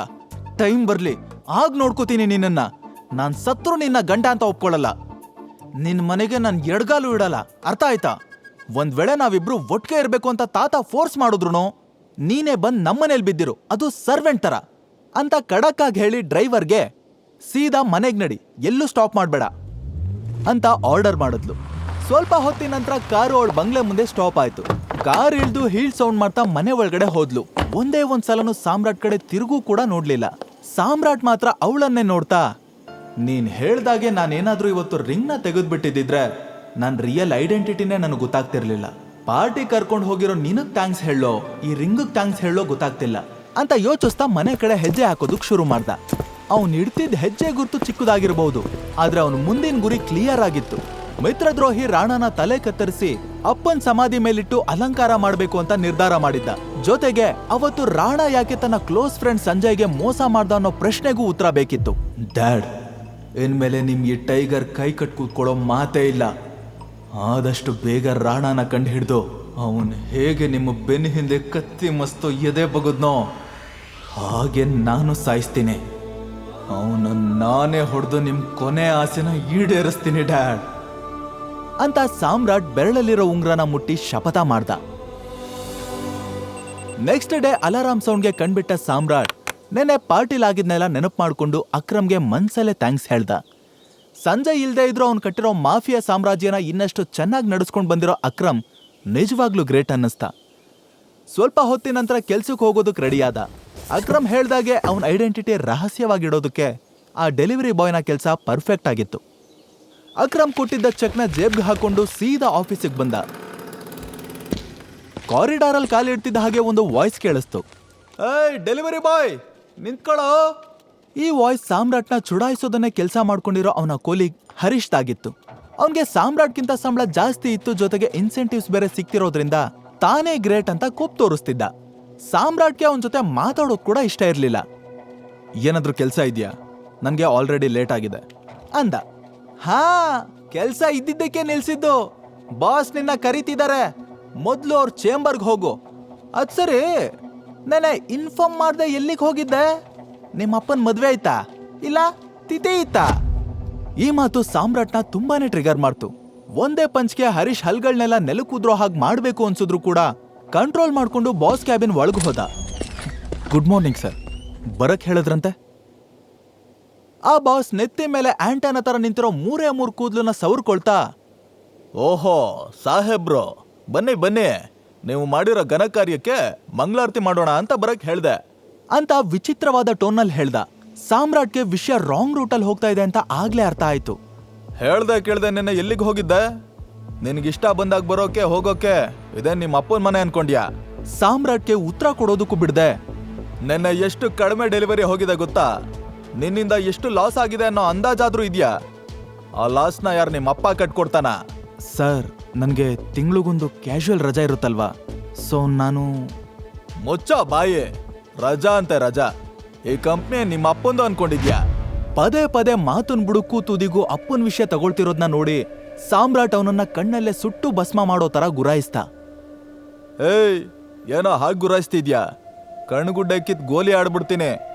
You are fired. ತಿರುಗ್ ನೋಡ್ದೆ ಹೊರಡ್ತಾ ಇರೋ. ಈ ತರ ಏನಾದ್ರೂ ಆಗುತ್ತೆ ಅಂತ ಸಾಮ್ರಾಟ್ ಮೊದಲೇ ಎಕ್ಸ್ಪೆಕ್ಟ್ ಮಾಡಿದ್ದ. ಬಿಕಾಸ್ ಅವನ್ ಬಾಸ್ ಮತ್ತೆ ಜಗನ್ ಇಬ್ರು ಮುಂಚೆಯಿಂದಾನೆ ತುಂಬಾ ಕ್ಲೋಸ್. ಅಲ್ಲಿ ಹಚ್ಚಿದ ಬೆಂಕಿ ಎಲ್ಲಿ ಉರಿಯುತ್ತೆ ಅಂತ ಅವನಿಗೆ ಚೆನ್ನಾಗಿ ಗೊತ್ತಿತ್ತು. ಸರಿ, ನಾನು ಹೊರಡ್ತೀನಿ, ಈ ತಿಂಗಳು ಸಂಬಳ ಕೊಟ್ಬಿಡಿ. ಏನೋ ಸಂಬಳನ? ಬಾರಿ ಇದ್ಯಾ ಕಣೋ ನೀನು. ಅಲ್ಲ, ನಿನ್ನಿಂದ ಆಗಿರೋ ಲಾಸ್ನ ಬ್ಯಾಲೆನ್ಸ್ ಮಾಡಬೇಕು ಅಂದ್ರೆ ನೀನೇ ಕೈಯಿಂದ ಕೊಡಬೇಕು. ನಿನ್ನ ಪುಣ್ಯ ನಾನು ಅದನ್ನ ಕೇಳ್ತಾ ಇಲ್ಲ. ಮರ್ಯಾದೆಯಾಗಿ ಆಚೆ ಹೋಗೋ. ನಾನಿಲ್ಲಿ 1 ತಿಂಗಳು ಕೆಲಸ ಮಾಡಿದ್ದೀನಿ. ನನ್ನ ಸ್ಯಾಲ್ರಿ ಕೊಡೋವರೆಗೂ 1 ಹೆಜ್ಜೆನೂ ಹಿಂದೆ ಇಡಲ್ಲ. ಓಹೋ ಹೌದಾ, ಸರಿ ಸರಿ, ನಿನ್ ಸಂಬಳ ಜೊತೆನೆ ಗಿಂಬಳನು ಸೇರಿಸ್ಕೊಡ್ತೀನಿ. 1 ನಿಮಿಷ ಅಂತ ಹೇಳಿ ಟೇಬಲ್ ಮೇಲಿದ್ದ ಬೆಲ್ನ ಒಂದೇ ಸಮ ಒತ್ತುದ. ನೆಕ್ಸ್ಟ್ ಮಿನಿಟೆ 4-5 ಜನ ಸೆಕ್ಯೂರಿಟಿಗಳು ಒಳಗಡೆ ಬಂದ್ರು. ಈ ದುರಂಕಾರಿನ ಇಲ್ಲಿಂದ ಒದ್ದು ಹೊರಗಡೆ ಹಾಕ್ರೋ. ಬಾಸ್ ಕಿರಿಚ್ಕೊಂಡ. ತಕ್ಷಣ ಎಲ್ರು ಸಾಮ್ರಾಟ್ ಮೇಲೆ ಅಟ್ಯಾಕ್ ಮಾಡೋದಕ್ ಮುಂದಾದ್ರು. ಆದ್ರೆ ಅವ್ರು ತನ್ನ ಮೈ ಮುಟ್ಟೋ ಮೊದ್ಲೇ ಸಾಮ್ರಾಟ್ ಎಲ್ರು ಮೂಳೆಗಳನ್ನ ಲಟ ಲಟ ಅಂತ ಮುದ್ದು ಅಕ್ಕಿ ಮೂಟೆ ತರ ಎಸ್ತ. ಅವರೆಲ್ಲ ಈಗ ಕೈ ಕಾಲಿಲ್ದೇ ಇರೋ ಹುಳುಗಳ ತರ ಬಿದ್ದು ಒದ್ದಾಡ್ತಾ ಇದ್ರು. ಇಷ್ಟೊತ್ತು ಹಾರಾಡ್ತಿದ್ದ ಬಾಸ್ ಈಗ ಬಾಲ ಮುದುರ್ಕೊಂಡ್ ಕೂತಿದ್ದ. ಜೊತೆಗೆ ಆಂಟೆನ ತರ ನಿಂತಿದ್ದ ಅವನ್ ಕೂದ್ಲು ಕೂಡ ಮುದುರ್ಕೊಂಡಿತ್ತು. ಸಾಮ್ರಾಟ್ ಅವನ್ ಕಾಲರ್ ಹಿಡ್ಕೊಂಡು ನನ್ ಸಂಬಳ ಕೊಡು ಅಂತ ಗುಡುಕ್ತಿದ್ದ ಹಾಗೆ ಅವನು ಗಡಗಡ ಅಂತ ನಡುಕ್ತಾ ಚೆಕ್ ತೆಗೆದು ಪಟಾಪಟ್ ಅಂತ ಸೈನ್ ಮಾಡಿ ಕೊಟ್ಬಿಟ್ಟ. ಸಾಮ್ರಾಟ್ ಅವನನ್ನ ಹಿಂದಕ್ ನೂಕಿ, 1 ವಿಷಯ ನೆನ್ಪಲ್ಲಿಟ್ಕೋ, ಇನ್ಮೇಲೆ ಯಾರ ಅಪ್ಪನ ಬಗ್ಗೆ ಏನಾದ್ರೂ ಮಾತಾಡಿದ್ ಗೊತ್ತಾದ್ರೆ ನಿನ್ ತಲೆ ನಿನ್ನ ಬಾಡಿಲಿರಲ್ಲ, ನನ್ನ ಕೈಲಿರುತ್ತೆ, ಹುಷಾರು ಅಂತ ವಾರ್ನಿಂಗ್ ಕೊಟ್ಟು ಅಲ್ಲಿಂದ ಹೋದ. ಸಾಮ್ರಾಟ್ ಆಫೀಸಿಂದ ಹೊರಗೆ ಬರ್ತಿದ್ದಂಗೆ ಅವನ್ ಫೋನ್ ರಿಂಗ್ ಆಯ್ತು. ಹಲೋ. ಆ ಕಡೆಯಿಂದ ಸ್ಟ್ರಾಂಗ್ ವಾಯ್ಸ್ ಕೇಳಿಸ್ತು. ಟೈಗರ್, ನಾನು ಅಕ್ರಮ್. ಹಾ ಹೇಳಿ ಅಂಕಲ್. ಟೈಗರ್, ನಾನ್ ನಿನ್ನ ಒಬ್ಬ ವ್ಯಕ್ತಿಗೆ ಪರಿಚಯ ಮಾಡಿಸ್ಬೇಕು. ಅವನಿಗೆ ಅಂಡರ್ ವರ್ಲ್ಡ್ ಅಲ್ಲಿ ನಮ್ಮ ಮಾಫಿಯಾ ಕಿಂಗ್ ಗ್ರೂಪ್ ಅಲ್ಲಿ ತುಂಬಾ ದೊಡ್ಡ ಹೆಸರಿದೆ. ಜೊತೆಗೆ ನಿನ್ ತಂದೆಗೆ ನನಗೆ ಅವನು ಪ್ರಾಣ ಸ್ನೇಹಿತ. ಅವನ ಹೆಸರು ಬಾಲ್ರಾಜ್. ಟೈಗರ್ ರಿಟರ್ನ್ ಅಂತ ಅವನಿಗೆ ಗೊತ್ತಾಗ್ಬೇಕು. ಸೊ ಸಂಜೆ ಗೋಲ್ಡನ್ ಲೋಟಸ್ ಹೋಟೆಲ್ಗೆ ಹೋಗೋಣ, ಅಲ್ಲೇ ಅವನನ್ನ ಮೀಟ್ ಮಾಡೋಣ. ಬಾಲ್ರಾಜ್ ಅನ್ನೋ ಹೆಸರು ಕೇಳಿ ಸಾಮ್ರಾಟ್ ದೇಹದಲ್ಲಿ ಮಿಂಚು ಸಂಚಾರ ಆದಂಗಾಯ್ತು. ಜೇಡ್ರಳ್ಳಿ ಬಾಲ್ರಾಜ್ ಇಡೀ ಸಿಟಿಲೇ ನಟೋರಿಯಸ್ ಆಗಿದ್ದ. ಚಿಕ್ಕ ಮಕ್ಕಳು ಕೂಡ ಅವನ ಹೆಸರು ಕೇಳಿದ್ರೆ ಬೆಚ್ಚು ಬೀಳ್ತಾ ಇದ್ರು. ಅಂತ ಡಾನ್ಗೆ ನಾನ್ ಬಾಸ್ ಆಗ್ತೀನ ಅಂತ ಯೋಚನೆ ಮಾಡ್ತಿದ್ದ ಹಾಗೆ ಸಾಮ್ರಾಟ್ ಶೇಕ್ ಆದ. ಬಾಲ್ರಾಜ್ನ ಮೀಟ್ ಮಾಡೋಕೆ, ಮಾಫಿಯಾ ಕಿಂಗ್ ಗ್ರೂಪ್ ಬಗ್ಗೆ ತಿಳ್ಕೊಳ್ಳೋದಕ್ಕೆ ಟೈಗರ್ ರೆಡಿ ಆದ. ಹಾಗಿದ್ರೆ ಡಾನ್ ಬಾಲ್ರಾಜ್ ಸಾಮ್ರಾಟ್ನ ಟೈಗರ್ ಅಂತ ಒಪ್ಕೊಂಡ್ ಬಿಡ್ತಾನ? ಅಪ್ಪನ್ ಸಾವಿಗೆ ಸೇಡ್ ತೀರಿಸ್ಕೊಳ್ಳೋದಕ್ಕೆ ಹೊಟ್ಟಿರೋ ಸಾಮ್ರಾಟ್ ಮುಂದೆ ಏನೇನ್ ಚಾಲೆಂಜಸ್ ನ ಫೇಸ್ ಮಾಡ್ತಾನೆ? ಬಾಲ್ರಾಜ್ನ ಮೀಟ್ ಮಾಡೋಕೆ, ಮಾಫಿಯಾ ಕಿಂಗ್ ಗ್ರೂಪ್ ಬಗ್ಗೆ ತಿಳ್ಕೊಳ್ಳೋದಕ್ಕೆ ಟೈಗರ್ ರೆಡಿ ಆದ. ಹಾಗಿದ್ರೆ ಡಾನ್ ಬಾಲ್ರಾಜ್ ಸಾಮ್ರಾಟ್ನ ಟೈಗರ್ ಅಂತ ಒಪ್ಕೊಂಡ್ ಬಿಡ್ತಾನ? ಬಾಲ್ರಾಜ್ನ ಮೀಟ್ ಮಾಡ್ತೀನಿ ಅಂತ ಸಾಮ್ರಾಟ್ ಒಂದ್ ಕಡೆ ಎಕ್ಸೈಟ್ ಆಗಿದ್ರೆ, ಇನ್ನೊಂದ್ ಕಡೆ ಆಶ್ಚರ್ಯನೂ ಆಗ್ತಿತ್ತು. ತಕ್ಷಣ ಅವನು ಡೌಟ್ ಅಲ್ಲಿ, ಬಾಲ್ರಾಜ್ ಸರ್ ನನ್ನನ್ನ ಮೀಟ್ ಮಾಡೋದಕ್ಕೆ ರೆಡಿ ಇದಾರ ಅಂತ ಕೇಳ್ದ. ಅಕ್ರಮ್ ಮುಗುಳ್ನಗ್ತಾ, ಬಾಲ್ರಾಜ್ ಸರ್ ಅಲ್ಲ, ಓನ್ಲಿ ಬಾಲ್ರಾಜ್. ನೀನು ಟೈಗರ್ ಕಣೋ ಸಾಮ್ರಾಟ್. ನಿನ್ ಮುಂದೆ ಬಾಲ್ರಾಜ್ ಅಂತ ಆನೆನೂ ತಲೆ ಬಾಗ್ಲೇಬೇಕು. ಆ ಆನೆ ಮಾತ್ರ ಅಲ್ಲ, ಮಾಫಿಯಾ ಲೋಕದ ಎಲ್ಲ ಮೃಗಗಳು ತಲೆ ಬಗ್ಗಿಸ್ಲೇಬೇಕು. ಸರಿ ಸರಿ, ಸಂಜೆ ಮೀಟ್ ಮಾಡೋಣ, ಬಾಯ್ ಅಂತ ಹೇಳಿ ಫೋನ್ ಇಟ್ಟ. ಅಕ್ರಮೆ ಅಷ್ಟು ಧೈರ್ಯ ಕೊಟ್ಮೇಲೆ ಸಾಮ್ರಾಟ್ ಕಾನ್ಫಿಡೆನ್ಸ್ ಇನ್ನೂ ಜಾಸ್ತಿ ಆಯ್ತು. ಇಷ್ಟು ದಿನ ಬೋನಲ್ಲಿದ್ದ ಹುಲಿ ಇವಾಗ ಕಾಡಿಗೆ ಹೆಜ್ಜೆ ಇಡ್ತಿರೋ ತರ ಫೀಲ್ ಆಯ್ತು. ನಂತರ ಸಾಮ್ರಾಟ್ ಸೀದಾ ಮನೆಗೆ ಬಂದು ರೆಸ್ಟ್ ಮಾಡ್ದ. ಯಾವಾಗ್ಲೂ ವೈಭವಿ ಕೆಲ್ಸ ಅಂತ ಸರಿಯಾಗಿ ನಿದ್ದೆನೂ ಮಾಡ್ತಿರ್ಲಿಲ್ಲ. ಸೊ ಈಗ ನೆಮ್ಮದಿಯಾಗಿ ಸಂಜೆವರೆಗೂ ನಿದ್ದೆ ಮಾಡೋಣ ಅನ್ಕೊಂಡ. ಆದ್ರೆ ಅವನಿಗೆ ಇದ್ದಕ್ಕಿದ್ದಂಗೆ ಸಾನ್ಯಾಳೆ ಯೋಚನೆ ಕಾಡೋದಕ್ಕೆ ಶುರುವಾಯ್ತು. ಅಲ್ಲ, ಅವತ್ತು ನಾನು ಹೇಗ ಆ ಹೋಟೆಲ್ಗೋದೆ? ಸಾನ್ಯಾನ್ ಕೇಳೋಣ ಅಂದ್ರೆ ಕಾಲ್ ಕೆರ್ಕೊಂಡು ಜಗಳಕ್ಕೆ ಬರ್ತಾಳೆ. ಇವಾಗ ನಾನು ಸಡನ್ ಆಗಿ ಅವಳನ್ನ ಹೆಂಡತಿ ಅಂತ ಹೇಗೆ ಸ್ವೀಕರಿಸ್ಲಿ? ಅವಳು ನನ್ನ ಲೈಫಿಗೆ ಬಿರುಗಾಳಿನೋ ತಂಗಾಳಿನೋ ಒಂದು ಗೊತ್ತಾಗ್ತಿಲ್ವಲ್ಲ ಅಂತ ಯೋಚನೆ ಮಾಡ್ತಿದ್ದವನು ಯಾವಾಗಲೂ ನಿದ್ದೆಗೆ ಜಾರ್ದ. ಆಮೇಲೆ ಎಷ್ಟೋ ಹೊತ್ತಿನ ನಂತರ ಎಚ್ಚರ ಆಯ್ತು. ಹೊಟ್ಟೆ ಬೇರೆ ಚುರುಗುಡ್ತಿತ್ತು. ಫ್ರೆಶ್ ಅಪ್ ಆಗಿ ಅವನ ಫೇವ್ರೆಟ್ ಚಿಕನ್ ಬಿರಿಯಾನಿ ಆರ್ಡರ್ ಮಾಡ್ದ. ಡೆಲಿವರಿ ಬಾಯ್ಸ್ ಕಷ್ಟ ಏನು ಅಂತ ಗೊತ್ತಿರೋದ್ರಿಂದ ಸಾಮ್ರಾಟ್ ಲೇಟ್ ಆದ್ರೂ ಕೂಡ ಪೇಷನ್ಸ್ ಇಂದ ಕಾಯ್ತಾ ಇದ್ದ. ಸ್ವಲ್ಪ ಹೊತ್ತಿನ ನಂತರ ಪಾರ್ಸೆಲ್ ಬಂತು. ಆ ಡೆಲಿವರಿ ಬಾಯ್ ಲೇಟ್ ಆಗಿದ್ದಕ್ಕೆ ಎಲ್ಲಿ ಕಡಿಮೆ ರೇಟಿಂಗ್ ಕೊಟ್ಬಿಡ್ತಾರೋ ಅನ್ನೋ ಭಯದಲ್ಲೇ ಸಾರಿ ಸರ್ ಅಂತ ಹೇಳ್ತಾ ಪಾರ್ಸೆಲ್ ಕೈಗೆಟ್ಟ. ಆದ್ರೆ ಸಾಮ್ರಾಟ್ ಸ್ಮೈಲ್ ಮಾಡ್ತಾನೆ, ಪರವಾಗಿಲ್ಲ ಅಂತ ಹೇಳಿ ಡಬಲ್ ಅಮೌಂಟ್ ಕೊಟ್ಟ. ಅವನು ಆಶ್ಚರ್ಯದಿಂದ, ಸರ್ 500 ಅಷ್ಟೇ, ನೀವು 1000 ಕೊಟ್ಟಿದ್ದೀರಾ. ಸಾಮ್ರಾಟ್ ಅವನ್ ಹೆಗ್ಲು ತಟ್ಟಿ, ನಿಮ್ ಕಷ್ಟ ನನ್ಗೂ ಗೊತ್ತಿದೆ ಬ್ರೋ, ಇನ್ನು 500 ರೂಪಾಯಿನ ಟಿಪ್ಸ್ ಅನ್ಕೊಳ್ಳಿ ಅಂತ ಸ್ಮೈಲ್ ಮಾಡ್ದ. ಸಾಮ್ರಾಟ್ ಜಸ್ಟ್ ದುಡ್ಡು ಕೊಟ್ಟ ಅನ್ನೋದಕ್ಕಿಂತ ಪ್ರೀತಿಯಿಂದ ಮಾತಾಡ್ಸೋದ್ ನೋಡಿ ಆ ಡೆಲಿವರಿ ಬಾಯ್ ಅದೆಷ್ಟು ಖುಷಿ ಪಟ್ಟ ಅಂತ ಅವನಿಗೆ ಮಾತ್ರ ಗೊತ್ತಿತ್ತು. ಸಾಮ್ರಾಟ್ 2 ನಿಮಿಷ ಆ ಬಿರಿಯಾನಿನೇ ನೋಡ್ತಾ ಕೂತಿದ್ದ. ಇಷ್ಟು ದಿನ ವೈಭವಿಗೋಸ್ಕರ 1 ರೂಪಾಯಿನೂ ಸೇವ್ ಮಾಡ್ತಿದ್ದ. ಒಂದು ಸಲನೂ ಹೀಗೆ ಹೊಟ್ಟೆ ತುಂಬ ತಿಂದೇ ಇರಲಿಲ್ಲ. ತುತ್ತನ್ನ ಕೈಲಿ ಹಿಡ್ಕೊಂಡು ಬೇರೆಯವ್ರ ಸಂತೋಷಕ್ಕೋಸ್ಕರ ನಮ್ಮ ಖುಷಿನ ತ್ಯಾಗ ಮಾಡಬಾರ್ದು ಅಂತ ಈಗ್ಲಾದ್ರೂ ಅರ್ಥ ಆಯ್ತಲ್ಲ. ಥ್ಯಾಂಕ್ ಯು ವೈಭವಿ, ಇದನ್ನ ಅರ್ಥ ಮಾಡಿಸಿದಕ್ಕೆ. ಇನ್ಮೇಲಾದ್ರೂ ನನಗೋಸ್ಕರ ಬದುಕ್ತೀನಿ ಅನ್ಕೊಂಡು ತಿನ್ನೋದಕ್ಕೆ ಶುರು ಮಾಡ್ದ. ಆಮೇಲೆ ತನ್ನ ಹತ್ರ ಇರೋ 2 ಜೊತೆ ಬಟ್ಟೆಯಲ್ಲಿ ಒಂದನ್ನು ಹಾಕೊಂಡು ಗೋಲ್ಡನ್ ಲೋಟಸ್ಗೂ ಹೊರಟ. ಅಲ್ಲಿ ನಡೆಯೋ ಇವತ್ತಿನ ಮೀಟಿಂಗ್ನಲ್ಲಿ ಅವನ ಹಣೆ ಬರನೇ ಡಿಸೈಡ್ ಆಗೋದಿತ್ತು. ಆ ಅರಮನೆ ಆಗಿರೋ 7 ಸ್ಟಾರ್ ಹೋಟೆಲ್ನ ನೋಡಿ ಒಂದು ಸಲ ಸಾಮ್ರಾಟ್ ಎದೆ ದಸಕ್ಕಂದ್ರು. ಒಳ ಮನ್ಸು, ಏ ಟೈಗರ್, ಏನೋ ಒಳಗಡೆ ಹೋಗಕ್ ಮೀನಾಮೇಷ ಎಣಿಸ್ತಿದ್ಯಾ? ಇಂಥ 10 ಹೋಟೆಲ್ ಓನರ್ ಕಣೋ ನೀನು, ಗತ್ತಲ್ ಒಳಗಡೆ ನಡಿ ಅಂತು. ಇನ್ನೇನ್ ಗೇಟ್ ಒಳಗಡೆ ಕಾಲಿಡಬೇಕು ಅನ್ನೋಷ್ಟರಲ್ಲಿ, ಹೇಯ್ ಯಾವನೋ ನೀನು, ಅಲ್ಲೇ ನಿಂತ್ಕೊಳ್ಳೋ, ಎಲ್ಲಿಗೆ ಹೋಗ್ತಿದ್ಯಾ ಅಂತ ಪಕ್ಕದಲ್ಲಿದ್ದ ಸೆಕ್ಯೂರಿಟಿ ಸಾಮ್ರಾಟ್ ದಾರಿಗೆ ಅಡ್ಡ ಬಂದ. ಎಲ್ಲಿಗೆ ಅಂದ್ರೆ ಒಳಗಡೆ. ಏಕೆ, ಏನಾದ್ರೂ ಪ್ರಾಬ್ಲಮ್ಮಾ? ಓಹೋ, ಇದೇನ್ ಫುಟ್ಪಾತಲ್ಲಿರೋ ಹೋಟೆಲ್ ಅನ್ಕೊಂಡ್ಯಾ? ದನ ನುಗ್ದಂಗ್ ನುಗ್ಗೋಕೆ. ನಿಮ್ಮಂತವ್ರ ನೆರಳು ಕೂಡ ಈ ಹೋಟೆಲ್ ಮೇಲೆ ಬೀಳ್ಬಾರ್ದು, ಅದಕ್ಕೆ ಅಂತಾನೆ ನಾವಿಲ್ಲಿ ಕಾಯ್ತಾ ನಿಂತಿರೋದು. ನಡಿಯೋ ಆಚೆ. ಅರೆ, ನಮ್ಮಂತವ್ರು ಅಂದ್ರೆ ಏನರ್ಥ? ನಿಮ್ ತರನೇ ನಮಗೂ 2 ಕೈ ಕಾಲು ಕಣ್ಣಿದೆ, ನಾವು ಮನುಷ್ಯರೇ. ಸೆಕ್ಯೂರಿಟಿ ಬಣ್ಣ ಮಸಿರೋ ಸಾಮ್ರಾಟ್ ಬಟ್ಟೆನ ನೋಡ್ತಾ, ಏಯ್ ಅಧಿಕ ಪ್ರಸಂಗಿ, ಕನ್ನಡಲ್ಲಿ ನೀನ್ ನವ್ತಾರ ಒಂದ್ಸಲಿ ನೋಡ್ಕೊಂಡ್ ಬಂದ್ ಮಾತಾಡು ಅಂತ ರೇಗ್ದ. ಸಾಮ್ರಾಟ್ಗೆ ಎಷ್ಟು ಕೋಪ ಬಂತು ಅಂದ್ರೆ ಸೆಕ್ಯೂರಿಟಿನ ಹಿಡಿದು ಕುಕ್ಬಿಡ್ಬೇಕು ಅನ್ನಿಸ್ತು. ಆದ್ರೂ ವಯಸ್ಸಾದವನ ಮೇಲೆ ಕೈ ಮಾಡಬಾರ್ದು ಅಂತ, ನಾನು ಒಳಗಡೆ ಹೋಗ್ಲೇಬೇಕು, ತುಂಬಾ ಇಂಪಾರ್ಟೆಂಟ್ ಕೆಲಸ ಇದೆ, ಸುಮ್ನೆ ನನ್ನ ತಡಿಬೇಡಿ ಅಂದ. ಆದ್ರೂ ಸೆಕ್ಯೂರಿಟಿ ಸುಮ್ನಿರ್ದೆ ಕಿರಿಕ್ ಮಾಡಿದಾಗ ಸಾಮ್ರಾಟ್ಗೆ ಬೇರೆ ದಾರಿ ಕಾಣಿಸ್ಲಿಲ್ಲ. ತಕ್ಷಣ ಅಕ್ರಮ್ಗೆ ಕಾಲ್ ಮಾಡ್ದ. ಹಲೋ ಟೈಗರ್, ಎಲ್ಲಿದ್ಯಾ? ರೀಚ್ ಆದ್ಯಾ? ಹಾ ಅಂಕಲ್, ನಾನು ಹೋಟೆಲ್ ಹೊರಗಡೆ ಇದ್ದೀನಿ. ನಮ್ ಟೇಬಲ್ ನಂಬರ್ ಎಷ್ಟು? Table number? ಆ ಹೋಟೆಲ್ ಓನರ್ ನಾನೇ ಕಣೋ ಟೈಗರ್. ಅಂದ್ಮೇಲೆ ನೀನು ಅದಕ್ಕೆ ಓನರೇ ತಾನೆ. ನೀನ್ ಆರಾಮಾಗಿ ಹೋಗಿ ಒಳಗಡೆ ಕೂತ್ಕೋ, ನಾನು ಬರ್ತಾ ಇದ್ದೀನಿ. 2 ಮಿನಿಟ್ಸ್. ಇಲ್ಲ ಅಂಕಲ್, ನನಗೆ ಒಳಗಡೆ ಹೋಗೋದಕ್ಕೆ ಯಾರೋ ಸೆಕ್ಯೂರಿಟಿ ಬಿಡ್ತಾ ಇಲ್ಲ. ಹಲ್ ಕಡಿತಾ? ವಾಟ್? ಯಾರೋ ಆ ಲೋಫರ್, ಅವನಿಗೆ ಚಾರ್ಡ್ಸ್ 2 ಓದಿ ಹೇಳ್ತೀನಿ. ಐ ಆಮ್ ಸಾರಿ ಟೈಗರ್, 2 ನಿಮಿಷ ವೇಟ್ ಮಾಡು, ನಾನು ಬರ್ತೀನಿ. ನೋ ಪ್ರಾಬ್ಲಮ್, ನೀವು ಆರಾಮಾಗಿ ಬನ್ನಿ ಅಂಕಲ್ ಅಂತ ಹೇಳಿ ಸಾಮ್ರಾಟ್ ಫೋನ್ ಡಿಸ್ಕನೆಕ್ಟ್ ಮಾಡ್ದ. ಅಲ್ಲಿ ನಿಂತಿದ್ದ ಸೆಕ್ಯೂರಿಟಿ ಸಾಮ್ರಾಟ್ ಮಾತಾಡೋದನ್ನ ಕೇಳಿಸ್ಕೊಂಡು, ಓ ಯಾರಿಗೋ ಫೋನ್ ಮಾಡಿ ಇನ್ಫ್ಲೂಯೆನ್ಸ್ ಮಾಡ್ಸೋದಕ್ಕೆ ನೋಡ್ತಿದ್ಯಾ?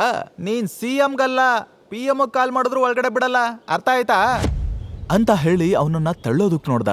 ಅಷ್ಟರಲ್ಲಿ ಹಿಂದೆಯಿಂದ ಜಗನ್ ಪಕ್ಕದಲ್ಲಿರೋ ವೈಭವಿಗೆ, ಹೇ ಅಲ್ಲಿ ನೋಡು, ನಿನ್ನ ಎಕ್ಸ್ ಸಾರಿ ಡೆಲಿವರಿ ಬಾಯ್ ಫ್ರೆಂಡ್ ಅಂತ ಹೇಳ್ದ.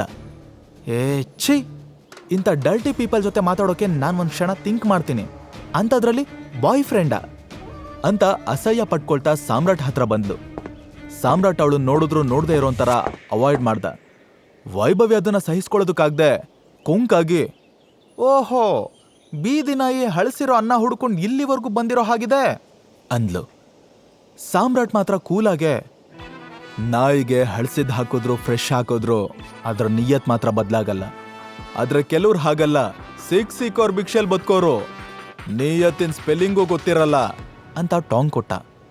ಹೇಯ್ ಬೆಗ್ಗರ್, ಯಾರಿಗೋ ನಿಯತ್ತಿಲ್ಲ ಅಂತಿದ್ಯಾ, ಹಲ್ಲುದ್ರಿಸ್ಬಿಡ್ತೀನಿ ಅಂತ ಹೇಳಿ ವೈಭವಿ ಜೋರಾಗಿ ಕಾಲ್ ಕುಕ್ಕಿದ್ಲು. ಆ ಸ್ಪೀಡ್ಗೆ ಪಟ್ ಅಂತ ಅವಳ ಹೀಲ್ಸ್ ಮುರಿದೋಯ್ತು. ಅದನ್ನ ನೋಡಿ ಸಾಮ್ರಾಟ್ ಕಿಸಕ್ಕಂತ ನಗ್ತ. ಜಗನ್ ಫುಲ್ ಉರ್ಕೊಂಡು, ಏನಾ ಇವತ್ತಿಷ್ಟೊಂದು ಓವರ್ ಆಗಾಡ್ತಿದ್ಯಾ? ಕುಡ್ಕೊಂಡು ಬಂದಿದ್ಯಾ ಹೇಗೆ? ಅಷ್ಟಕ್ಕೂ ಇಲ್ಲೇನ್ ಮಾಡ್ತಿದ್ಯಾ? ಇಲ್ಲಿಗೆ ಬರೋರ್ಗೆ ಒಂದು ಯೋಗ್ಯತೆ ಇರಬೇಕು ಅಂತ ಹೇಳ್ದ. ಯೋಗ್ಯತೆ ಇರೋದಕ್ಕೇನೆ ಬಂದಿರೋದು. ನನ್ನನ್ನು ಇಲ್ಲಿ ಕರೆದಿರೋರು ಯಾರು ಗೊತ್ತಾ? ಅಕ್ರಮ್ ಅಂಕಲ್. ಅದನ್ ಕೇಳಿ ಜಗನ್ ಒಂದ್ಸಲ ಶಾಕ್ ಆಗೋದ. ಆಮೇಲೆ ಅವನಿಗೆ ನೆನಪಾಯ್ತು, ಓಹೋ, ನೀನು ಅವರು ಡ್ರೈವರ್ ಮಗ ಅಲ್ವಾ? ಈಗ ನಿಮ್ಮ ಅಪ್ಪನ ಬದಲು ನೀನ್ ಡ್ರೈವರ್ ಆಗ್ಬೇಕು ಅಂತಿದ್ಯಾ? ಅದಕ್ಕೆ ಅವ್ರ ಕೈಕಾಲು ಹಿಡ್ಕೊಂಡು ಕೆಲಸ ಗಿಟ್ಟಿಸ್ಕೊಳ್ಳೋದಕ್ಕೆ ಬಂದಿದ್ಯಾ? ಕೈಕಾಲ್ ಯಾರು ಹಿಡಿತಾರೆ, ಯಾರು ಕೈಕಾಲ್ ಮುರಿತಾರೆ ಅಂತ ಆಮೇಲೆ ನೋಡೋಣ ಅಂತ ಸಾಮ್ರಾಟ್ ಗೊಣುತ್ತಾ ಸುಮ್ನಾದ. ಕೊಚ್ಚೆ ಮೇಲೆ ಕಲ್ಲೆಸ್ತು ಮೈಕ್ ಸಿಡಿಸ್ಕೊಳ್ಳೋದು ಅವನಿಗೆ ಇಷ್ಟ ಇರಲಿಲ್ಲ. ಅದೇ ಸಮಯಕ್ಕೆ ಬ್ಲ್ಯಾಕ್ ಕಲರ್ ಲಕ್ಸುರಿಯಸ್ ಕಾರಲ್ಲಿ ಅಕ್ರಮ್ ಬಂದಿಳ್ದ. ಅವನ ಜೊತೆ ಇನ್ನೊಬ್ಬ ಬ್ಲ್ಯಾಕ್ ಕಲರ್ ಸೂಟ್ ಹಾಕಿರೋ 6 ಅಡಿ ವ್ಯಕ್ತಿ ಕೂಡ ಇದ್ದ. ಅವನ ದಷ್ಟಪುಷ್ಟವಾದ ತೋಳು, ಕತ್ತಿಯಷ್ಟೇ ಶಾರ್ಪ್ ಆಗಿರೋ ಕಣ್ಣು, ಬೀಗಿಯಾಗಿ ಹಿಡ್ದಿರೋ ಮುಷ್ಟಿ ನೋಡಿದ್ರೇನೆ ಅವನು ದೊಡ್ಡ ಡಾನ್ ಅಂತ ಗೊತ್ತಾಗ್ತಾ ಇತ್ತು. ಅವನು ಬೇರೆ ಯಾರೋ ಅಲ್ಲ, ಮಾಫಿಯಾ ಕಿಂಗ್ ಪಿಲ್ಲರ್ ಜೇಡ್ರಳ್ಳಿ ಬಾಲ್ರಾಜ್. ಅವನ ಜೊತೆ ಇನ್ನೊಬ್ಬ ಬ್ಲ್ಯಾಕ್ ಕಲರ್ ಸೂಟ್ ಹಾಕಿರೋ 6 ಅಡಿ ವ್ಯಕ್ತಿ ಕೂಡ ಇದ್ದ. ಅವನ ದಷ್ಟಪುಷ್ಟವಾದ ತೋಳು, ಕತ್ತಿಯಷ್ಟೇ ಶಾರ್ಪ್ ಆಗಿರೋ ಕಣ್ಣು, ಬೀಗಿಯಾಗಿ ಹಿಡ್ದಿರೋ ಮುಷ್ಟಿ ನೋಡಿದ್ರೇನೆ ಅವನು ದೊಡ್ಡ ಡಾನ್ ಅಂತ ಗೊತ್ತಾಗ್ತಾ ಇತ್ತು. ಅವನು ಬೇರೆ ಯಾರೋ ಅಲ್ಲ, ಮಾಫಿಯಾ ಕಿಂಗ್ ಪಿಲ್ಲರ್ ಜೇಡ್ರಳ್ಳಿ ಬಾಲ್ರಾಜ್. ಸಾಮ್ರಾಟ್ ಮೇಲಿಂದ ಕೆಳಗ್ವರೆಗೂ ಅವನನ್ನ ನೋಡ್ತಾ ಒಂದು ಕ್ಷಣ ಸ್ಟನ್ ಆಗೋದ. ಅವನು ಇದುವರೆಗೂ ಬಾಲ್ರಾಜ್ ಬಗ್ಗೆ ಕೇಳಿದ್ದ, ಓದಿದ್ದ, ಬಟ್ ನೇರವಾಗಿ ನೋಡ್ತಿರೋದು ಇದೇ ಫಸ್ಟ್ ಟೈಮ್. ಅಷ್ಟರಲ್ಲಿ ಅಕ್ರಮ್ ಸೀದಾ ಸೆಕ್ಯೂರಿಟಿ ಹತ್ರ ಬಂದು ಅವನ್ ಕಾಲರ್ ಪಟ್ಟಿ ಹಿಡ್ದು, ಏನಾಗ್ತಿದೆ ಇಲ್ಲಿ, ಏನಿದೆಲ್ಲ ಡ್ರಾಮಾ ಅಂತ ರೇಗ್ದ. ಬಾಲ್ರಾಜ್ ಇನ್ನು ಕಾರ್ ಹತ್ರ ನಿಂತ್ಕೊಂಡು ಫೋನಲ್ಲಿ ಮಾತಾಡ್ತಿದ್ದ. ಸೆಕ್ಯೂರಿಟಿ ಅಕ್ರಮ್ ಕಡೆ ನೋಡ್ತಾ ನಡ್ಗೋ ವಾಯ್ಸಲ್ಲಿ, ಕ್ಷಮಿಸಿ ಸರ್, ಆ ವ್ಯಕ್ತಿ ನನಗೂ ಇಲ್ಲಿಗೆ ಬರ್ತಿರೋಕೆ ಎಷ್ಟು ತೊಂದರೆ ಕೊಡ್ತಿದ್ದಾನೆ. ಇವನ್ ನೋಡೋಕೆ ಕಳ್ಳಂತರ ಕಾಣಿಸ್ತಿದ್ದಾನೆ. ಅದಕ್ಕೆ ನಾನು ಇವನನ್ನ ಒಳಗಡೆ ಹೋಗೋದಕ್ಕೆ ಬಿಡದೆ ತಡದ್ ನಿಲ್ಸಿದ್ದೀನಿ. ಏನಂದೆ? ಕಳ್ಳನ? ಕರೆಯೋಕೆಷ್ಟೋ ಧೈರ್ಯ ನಿನಗೆ? ಇವನು ನನ್ನ ಸ್ಪೆಷಲ್ ಗೆಸ್ಟ್. ನಾಳೆಯಿಂದ ನಿನ್ನನ್ನ ಈ ಹೋಟೆಲ್ ಅಕ್ಕಪಕ್ಕ ನೋಡಿದ್ರು ಕಾಲು ಮುರಿದು ಬಿಡ್ತೀನಿ ಅಂತ ರೇಗ್ದ. ಕೂಡ್ಲೆ ಎಲ್ರೂ ಬೆಚ್ಚಬಿದ್ರು. ಜಗನ್, ವೈಭವಿ ಇಬ್ರು ಒಂದು ಕ್ಷಣನೂ ಅಲ್ಲಿ ನಿಂತ್ಕೊಳ್ದೆ ಕಳ್ಳ ಬೆಕ್ಕಿನ ಥರ ಜಾಗ ಖಾಲಿ ಮಾಡಿದ್ರು. ಮುರಿದೋಗಿರೋ ಹಿಲ್ಸಲ್ಲಿ ಕುಂಟು ಕುದುರೆ ಥರ ಓಡ್ತಿರೋ ವೈಭವಿನ ನೋಡಿ ಸಾಮ್ರಾಟ್ಗೆ ನಗು ತಡ್ಕೊಳ್ಳೋದಕ್ಕಾಗ್ಲಿಲ್ಲ. ಅಷ್ಟರಲ್ಲಿ ಅಕ್ರಮ್ ಸಾಮ್ರಾಟ್ ಕಡೆ ತಿರುಗಿ, I am so sorry tiger, ಈ ಇಡಿಯಟ್ ಇಂದ ನಿನಗೆ ತುಂಬಾ ಅಂತ ಅವನು ಹೇಳ್ತಿದ್ದಾಗ್ಲೇ, ಇಲ್ಲ ಪ್ರಾಬ್ಲಮ್ ಏನಿಲ್ಲ ಅಂಕಲ್, ಒಬ್ಬ ಬಡವನ್ ಶತ್ರು ಯಾರು ಹೇಳಿ? ಇನ್ನೊಬ್ಬ ಬಡವನೇ ಅಂತ ಸ್ಮೈಲ್ ಮಾಡ್ದ. ಸಾಮ್ರಾಟ್ ಯಾವ ಅರ್ಥದಲ್ಲಿ ಹೇಳ್ತಿದ್ದಾನೆ ಅಂತ ಅಕ್ರಮ್ಗೆ ಅರ್ಥ ಆಯ್ತು. ಸಾಮ್ರಾಟ್, ನೀನೀಗ ಬಡವ ಅಲ್ಲ, ಬಿಲೇನಿಯರ್, ಕಮಾನ್ ಅಂತ ಬೆಂತಟ್ಟಿ ಒಳಗಡೆ ಕರ್ಕೊಂಡು ಹೊರಟ. ಬಾಲ್ರಾಜ್ ಫೋನಲ್ಲೇ ಮಾತಾಡ್ತಾ ಅವ್ರ ಹಿಂದೆ ಬರ್ತಿದ್ದ. ಸ್ವಲ್ಪ ಸಮಯದ ನಂತರ ಅವರು ಒಂದು ಲಕ್ಸುರಿಯಸ್ ಆಗಿರೋ ರೂಮಿಗೆ ಬಂದ್ರು. ಸರ್ವೆಂಟ್ಸ್ ಎಲ್ರು ಅಕ್ರಮ್ ಜೊತೆ ಬಾಲ್ರಾಜ್ನ ನೋಡಿ ಗಡಗಡ ಅಂತ ನಡುಗ್ತಿದ್ರು. ಅದ್ರಲ್ಲೊಬ್ನು ಧೈರ್ಯ ಮಾಡಿ ಮುಂದೆ ಬಂದು ನಿಂತ್ಕೊಂಡ. ಅಕ್ರಮ್ ಅವನನ್ನ ನೋಡ್ತಾ, ಇವತ್ತು ನಮ್ ಜೊತೆ ಇರೋರು ತುಂಬಾ special guest, so costly drinks ಯಾವ್ದ್ಯಾವ್ದಿದೆ ಅಂದ. ಬಾಸ್, 5 ಲಕ್ಷ ಟೆಕಿಲಾ ಇದೆ, 8 ಲಕ್ಷದ ವೋಡ್ಕಾ, 10 ಲಕ್ಷದ ವಿಸ್ಕಿ, 15 ಲಕ್ಷದ ಜಿನ್ ಇದೆ ಬಾಸ್. ಅಕ್ರಮ್ ಏನೋ ಯೋಚಿಸಿ ಆ ಎಲ್ಲಾ ಡ್ರಿಂಕ್ಸ್ನೂ ತಗೊಂಡ್ ಬಾ ಅಂದ. ಅದನ್ ಕೇಳಿ ಸಾಮ್ರಾಟ್ಗೆ ಸಿಡ್ಲು ಬಡ್ದಂಗಾಯ್ತು. ಆ ಎಲ್ಲಾ ಡ್ರಿಂಕ್ಸ್ದು ಟೋಟಲ್ ಪ್ರೈಸ್ ಎಷ್ಟು ಲಕ್ಷ ಆಗುತ್ತೆ ಅಂತ ಬೆರಳಲ್ಲಿ ಎಣಿಸ್ತಾ ಇದ್ದ. ಅಷ್ಟರಲ್ಲಿ ಬಾಲರಾಜ್ ಅಕ್ರಮ್ಗೆ, ಏನಿವತ್ತು ಇಷ್ಟೊಂದು ಸ್ಪೆಷಲ್ ಆಗಿ ಡ್ರಿಂಕ್ಸ್ ಆರ್ಡರ್ ಮಾಡ್ತಿದ್ಯಾ ಅಂತ ಖುಷಿ ವಿಷಯ ಏನಿದ್ಯಪ್ಪ ಅಂತ ಕೇಳ್ದ. ಹಾ, ಇವತ್ತು ನನ್ನ ಲೈಫಲ್ಲೇ ತುಂಬಾ ಸ್ಪೆಷಲ್ ದಿನ. ನನ್ನ ಒಬ್ಬನಿಗೆ ಅಲ್ಲ, ನಮ್ ಎಲ್ರಿಗೂ ಸ್ಪೆಷಲ್. ಅದಕ್ಕೆ ಆರ್ಡರ್ ಮಾಡ್ದೆ. ಅದ್ ಸರಿ, ಈ ಹುಡುಗ ಯಾರು? ಅಕ್ರಮ್ ಸಾಮ್ರಾಟ್ ಕಡೆ ಹೆಮ್ಮೆಯಿಂದ ನೋಡ್ತಾ, ಬಾಲಾ, ಇವನ್ ಯಾರು ಅಂತ ನಿಜವಾಗ್ಲೂ ಗೊತ್ತಾಗ್ಲಿಲ್ವಾ? ಅವನ್ ಕಣ್ಣಲ್ಲಿ ಕಣ್ಣಿಟ್ ನೋಡು, ಆಗ್ಲಾದ್ರೂ ಗೊತ್ತಾಗ್ಬಹುದು. ನಮ್ ಮರಿ ಟೈಗರ್ ಕಣ ಇವನು, ನಮ್ಮ ಸಂಜಯ್ ಮಗ ಅಂದ. ಬಾಲರಾಜ್ ಸುನಾಮಿ ಅಪ್ಪಳಿಸಿದ ತರ ಶಾಕ್ ಆಗಿ ಸಾಮ್ರಾಟ್ ಕಡೆನೆ ನೋಡ್ದ. ಅವನ್ ಏನೋ ಹೇಳೋಕೆ ಬಾಯ್ ತೆರ್ದ. ಅಷ್ಟರಲ್ಲಿ ಸರ್ವೆಂಟ್ಸ್ ಬಂದು ಡ್ರಿಂಕ್ಸ್ ಇಟ್ರು. ಬಾಲರಾಜ್ ಡ್ರಿಂಕ್ಸ್ ಕೈಗೆ ಎತ್ಕೊಂಡು, ಅಂದ್ರೆ ನಿನ್ ಪ್ರಕಾರ ಇವನು ನಮ್ ಟೈಗರ್ ಮಗನ ಅಂತ ಡೌಟಲ್ಲೇ ಕೇಳ್ದ. ಹೋ ಹೌದು, ನಿನ್ಗೇನ್ ಡೌಟಾ? ನಮ್ ಟೀಮಲ್ಲಿ ಇನ್ನೂ ಯಾರಿಗೂ ಈ ವಿಷಯ ಗೊತ್ತಿಲ್ಲ. ಸದ್ಯಕ್ಕೆ ತುಂಬಾ ಇಂಪಾರ್ಟೆಂಟ್ ವ್ಯಕ್ತಿಗಳಿಗೆ ಮಾತ್ರ ಮೀಟ್ ಮಾಡಿಸ್ತಿದ್ದೀನಿ. ಬಾಲರಾಜ್ ನಗ್ತಾ, ಯಾಕೆ ನೀನ್ ಈ ಟೈಗರ್ಗೆ ಬಾಯಿಲ್ವಾ? ಏನ್ ಕೇಳಿದ್ರು ನೀನೇ ಆನ್ಸರ್ ಮಾಡ್ತಿದ್ಯಾ ಅಂದ. ಸಾಮ್ರಾಟ್ ಕೂಡ ಗತ್ತಲ್ಲಿ ಡ್ರಿಂಕ್ ಸಿಪ್ ಮಾಡ್ತಾ, ಟೈಗರ್ ಮಗ ಯಾವತ್ತಿದ್ರು ಟೈಗರ್ರೆ. ಆದ್ರೆ ಈ ಟೈಗರ್ ಸುಮ್ನೆ ಗರ್ಜನೆ ಮಾಡಲ್ಲ. ಸರಿಯಾದ ಸಮಯ ಸಂದರ್ಭಕ್ಕೆ ಕಾಯತ್ತೆ. ಆ ಟೈಮ್ ಬಂದಾಯ್ತು. ಇನ್ಮೇಲೆ ಮಾಫಿಯಾ ಸಾಮ್ರಾಜ್ಯಕ್ಕೆ ನಾನೇ ಕಿಂಗ್. ಆ ಖಡಕ್ ಮಾತು ಕೇಳಿನೇ ಬಾಲರಾಜ್ಗೆ ಲೈಟಾಗಿ ಮತ್ ಬಂದಂಗಾಯ್ತು. ಗ್ಲಾಸ್ ಕೆಳಗಿಟ್ಟು, ಸರಿ, ನೀನೇ ಸಂಜಯ್ ಮಗ ಅಂತಾನೆ ಅನ್ಕೊಳ್ಳೋಣ. ಹಾಗಾದ್ರೆ ಇಷ್ಟು ವರ್ಷ ಎಲ್ಲಿ ಹೋಗಿದ್ದೆ? ಈಗ ಸಡನ್ ಆಗಿ ಬಂದು ನಾನೇ ಟೈಗರ್, ನಾನೇ ಮಾಫಿಯಾ ಡಾನ್ ಅಂತ ನಮ್ಮೇಲೆ ಸವಾರಿ ಮಾಡೋದಕ್ಕೆ ನೋಡ್ತಿದ್ಯಾ? ಲೋಕ್, ನೀನು ಹೇಳಿದ್ನೆಲ್ಲ ಕಣ್ಮುಚ್ಕೊಂಡು ನಂಬ್ತೀವಿ ಅಂತ ಅನ್ಕೊಂಡ್ಯಾ? ಈ ಸಾಮ್ರಾಜ್ಯ ಕಟ್ಟೋಕೆ ಬೆವರಲ್ಲ, ರಕ್ತದ ಕೋಡಿ ಹರಿಸಿದ್ದೀವಿ. ಇದನ್ನ ಕಿತ್ಕೊಳ್ಳೋದಲ್ಲ, ಸಂಪಾದನೆ ಮಾಡಬೇಕು. ಬೇರೆಯವ್ರಿಗೆ ಸಂಬಂಧಪಟ್ಟಿದ್ದನ್ನ ಕಿತ್ಕೊಳ್ಳೋದು ನನ್ನ ರಕ್ತದಲ್ಲೇ ಇಲ್ಲ. ಆದರೆ ನಂದು ನನಗೆ ಸಂಬಂಧಪಟ್ಟಿದ್ದು ಅಂತಾದ್ರೆ ಅದನ್ನು ಪಡ್ಕೊಳ್ದೆ ಬಿಡಲ್ಲ. 18 ವರ್ಷದಿಂದ ಈ ಅವಕಾಶಕ್ಕೋಸ್ಕರನೇ ಕಾಯ್ತಾ ಇದ್ದೀನಿ. ಹೊಟ್ಟೆಗೆ ಊಟ ಇಲ್ಲದೆ ನಾಯಿ ಥರ ಬೀದಿ ಅಲಿತಾ ಇದ್ದಾಗಲೂ ನಾನು ನಮ್ಮ ಡ್ಯಾಡ್ ಹೇಗೆ ಸತ್ರು ಅನ್ನೋದನ್ನು ಮರ್ತಿರ್ಲಿಲ್ಲ. ಎಲ್ಲ ನೋವು ಅವಮಾನ ಸಹಿಸ್ಕೊಂಡು ಇವತ್ತಿಗೂ ನಾನು ಉಸಿರಾಡ್ತಾ ಇದ್ದೀನಿ ಅಂದರೆ ಅದು ನಮ್ಮ ಡ್ಯಾಡ್ ಕೊನೆ ಆಸೆನ ತೀರ್ಸೋದಕ್ಕೆ. ಹೀಗೇನು ನಾನೇ ಟೈಗರ್ ಮಗ ಅಂತ ಡೌಟ್ ತಾನೆ? ನಿಮ್ಮ ಡೌಟ್ ಕ್ಲಿಯರ್ ಮಾಡೋಕ್ಕೆ ನಾನು ಏನು ಮಾಡಬೇಕು ಅಂತ ಕೇಳ್ದ. ಪಕ್ಕದಲ್ಲಿರೋ ಅಕ್ರಮ್ಗೆ ಸಾಮ್ರಾಟ್ ಮಾತಾಡೋದು ಕೇಳಿ ಒಳಗೆ ಖುಷಿ ಆಗ್ತಾ ಇತ್ತು. ತೇಟ್ ನಮ್ಮ ಸಂಜಯ್ ಥರನೇ ಅಂತ ಹಿರಿಯಾಗಿ ಹೆಕ್ತಾ ಇದ್ದ. ಬಾಲರಾಜ್ ಪಟ್ ಬಿಡದೆ ಗಟ್ಟಿ ಧ್ವನಿಲಿ, ಸರಿ, ಹಾಗಾದ್ರೆ ನೀನು ಹೇಗೂ ರೆಡಿ ಇದೆಯಾ ಅಂದ್ರೆ ನಾನು ನಿನಗೆ ಒಂದು ಸವಾಲ್ ಹಾಕ್ತೀನಿ ಅಂತ ಹೇಳಿ ಅಕ್ರಮ್ ಕಡೆ ನೋಡಿ ಹುಬ್ಬಾರಸ್ತ. ಬಾಲರಾಜ್ ಈಗ ಯಾವ ಸವಾಲ್ ಹಾಕ್ತಾನೆ ಅಂತ ಅಕ್ರಮ್ ಗೆಸ್ ಮಾಡ್ದ. ಅವನಿಗೆ ಕೂತಲ್ಲೇ ನಡುಕ ಸ್ಟಾರ್ಟ್ ಆಯ್ತು. ಅಷ್ಟರಲ್ಲಿ ಸಾಮ್ರಾಟ್, ಸವಾಲ್ ಏನು ಅಂತ ಬೇಗ ಹೇಳಿ, ಟೈಮ್ ವೇಸ್ಟ್ ಮಾಡೋದು ಬೇಡ ಅಂದ. ಬಾಲರಾಜ್ ದಪ್ಪ ಮಿಸೆನ ತಿರುಗಿಕೊಂಡು, ನಾವಿಬ್ರು ಅಖಾಡದಲ್ಲಿ ಕೈ ಮಿಲಾಯಿಸೋಣ. ನಮ್ಮಿಬ್ರು ನಡುವಿನ ಫೈಟ್ನಲ್ಲೇ ನೀನು ಹುಲಿನಾ ಇಲ್ಲ ಹಿಲಿನಾ ಅನ್ನೋದು ಗೊತ್ತಾಗತ್ತೆ. ನಿಜವಾಗ್ಲೂ ಸಂಜಯ್ ಮಗನೇ ಆಗಿದ್ರು ಕೂಡ ನೀನ್ ಸೋತೆ ಅಂತಾದ್ರೆ ಮಾಫಿಯಾ ಕಿಂಗ್ ಆಸೆ ಬಿಟ್ಟು ಹೊರಡ್ತಾ ಇರಬೇಕು. ಇನ್ಯಾವತ್ತೂ ನಮ್ಮ ಕಣ್ಣಿಗೆ ಕಾಣಿಸ್ಕೋಬಾರದು ಅಂದ. ಅಕ್ರಮ್ಗೆ ಈ ದುರಹಂಕಾರದ ಮಾತು ಸ್ವಲ್ಪನೂ ಇಡಿಸ್ಲಿಲ್ಲ. ಬಾಲ, ಏನ್ ಹೇಳ್ತಿದ್ಯಾ? ಇದು ಸರಿಯಲ್ಲ ಅಂದ. ಬಟ್ ಬಾಲರಾಜ್ ಸಾಮ್ರಾಟ್ ಉತ್ತರಕ್ಕೋಸ್ಕರನೇ ವೇಟ್ ಮಾಡ್ತಿದ್ದ. ಅಕ್ರಮ್ ಪಟ್ ಅಂತ ಸಾಮ್ರಾಟ್ ಕಡೆ ತಿರುಗಿ, ಒಪ್ಕೋಬೇಡ ಅಂತ ತಲೆ ಆಡಿಸ್ದ. ಸಾಮ್ರಾಟ್ ನೋಡಿದ್ರು ನೋಡದೆ ಇರೋ ಒಂಥರ ಗ್ಲಾಸಲ್ಲಿದ್ದ ಡ್ರಿಂಕ್ಸ್ನ ಒಂದೇ ಗುಟ್ಕಿ ಕುಡ್ದು, ಅಖಾಡಕ್ಕೆ ಇಳಿಯೋದು ಯಾವಾಗ ಅಂತ ಕೇಳ್ಬಿಟ್ಟ. ಬಾಲರಾಜ್ ಮುಖ ಖುಷಿಯಿಂದ ಅರಳೋಯ್ತು. ಆದ್ರೆ ಅಕ್ರಮ್ಗೆ ಟೆನ್ಷನ್ ಜಾಸ್ತಿ ಆಯ್ತು. ಈಗ ಬಾಲರಾಜ್ನಂತ ಘಟಾನುಘಟಿನ ನಮ್ ಟೈಗರ್ ಸೋಲಿಸ್ತಾನ ಅಥವಾ ತನ್ನ ತಂದೆ ಕಟ್ಟಿರೋ ಮಾಫಿಯಾ ಸಾಮ್ರಾಜ್ಯನ ಶಾಶ್ವತವಾಗಿ ಬಿಟ್ಟು ಹೋಗ್ತಾನ? ಅಪ್ಪನ ಸಾವಿಗೆ ನ್ಯಾಯ ಕೊಡ್ಸೋಕ್ಕಾಗಲ್ವಾ? ಪ್ರತೀಕಾರನ ಮರೆತು ಬಿಡ್ಬೇಕಾ? ಬಾಲ್ರಾಜ್ ತೋಳು ಬಲದ ಮುಂದೆ ಟೈಗರ್ ಗರ್ಜನೆ ಎಷ್ಟು ಜೋರಾಗಿರುತ್ತೆ. ಈಗ ಬಾಲ್ರಾಜ್ನಂತ ಘಟಾನುಘಟಿನ ನಮ್ ಟೈಗರ್ ಸೋಲಿಸ್ತಾನ ಅಥವಾ ತನ್ನ ತಂದೆ ಕಟ್ಟಿರೋ ಮಾಫಿಯಾ ಸಾಮ್ರಾಜ್ಯನ ಶಾಶ್ವತವಾಗಿ ಬಿಟ್ಟು ಹೋಗ್ತಾನ? ಅಪ್ಪನ ಸಾವಿಗೆ ನ್ಯಾಯ ಕೊಡ್ಸೋಕಾಗಲ್ವಾ? ಪ್ರತೀಕಾರನ ಮರೆತು ಬಿಡ್ಬೇಕಾ? ಬಾಲ್ರಾಜ್ ತೋಳು ಬಲದ ಮುಂದೆ ಟೈಗರ್ ಗರ್ಜನೆ ಎಷ್ಟು ಜೋರಾಗಿರುತ್ತೆ. ಚೈತ್ರಾಲಿಗೆ ಸಾಮ್ರಾಟ್ ಫಸ್ಟ್ ಫ್ಲೋರ್ ಕಡೆ ಹೋಗಿದ್ ನೋಡಿ ಅನುಮಾನ ಇನ್ನೂ ಜಾಸ್ತಿ ಆಯ್ತು. ಯಾವ್ದಕ್ಕೂ ನೋಡ್ಕೊಂಡ್ ಬಂದ್ಬಿಡೋಣ ಅಂತ ಎದ್ದು ಹೊರಟಿದ್ಲು. ಅಷ್ಟರಲ್ಲಿ ಅವಳಿಗೆ ಯಾವ್ದೋ ಕಾಲ್ ಬಂತು. ಈ ಕಡೆ ಸಾಮ್ರಾಟ್ ಅಕ್ರಮ್ ಕ್ಯಾಬಿನ್ಗೆ ಹೋಗಿ VIP ಕಾರ್ಡ್ ತಗೊಂಡ್ ಬಂದ. ಇಲ್ಲಿ ನೋಡಿದ್ರೆ ರಿಸೆಪ್ಷನ್ ಎಲ್ಲೂ ಚೈತ್ರಾಲಿ ಕಾಣಿಸ್ಲೇ ಇಲ್ಲ. ಎಲ್ಲಿ ಹೋಗಿರ್ಬೋದು ಅಂತ ಹುಡುಕಿದ್ರೆ ಹೋಟೆಲ್ ಲಾಬಿಲ್ ನಿಂತು ಯಾರ್ದೋ ಜೊತೆ ಫೋನಲ್ಲಿ ಮಾತಾಡ್ತಾ ಇದ್ಲು. ಸಾಮ್ರಾಟ್ ಅವಳ ಕಡೆ ಹೋಗ್ತಿದ್ದಂಗೆ ಅವಳು ಪಟ್ ಅಂತ ಫೋನ್ ಕಟ್ ಮಾಡ್ಬಿಟ್ಲು. ಚೈತ್ರಾಲಿ ಬಿಹೇವಿಯರ್ ಸ್ವಲ್ಪ ವಿಚಿತ್ರವಾಗಿತ್ತು.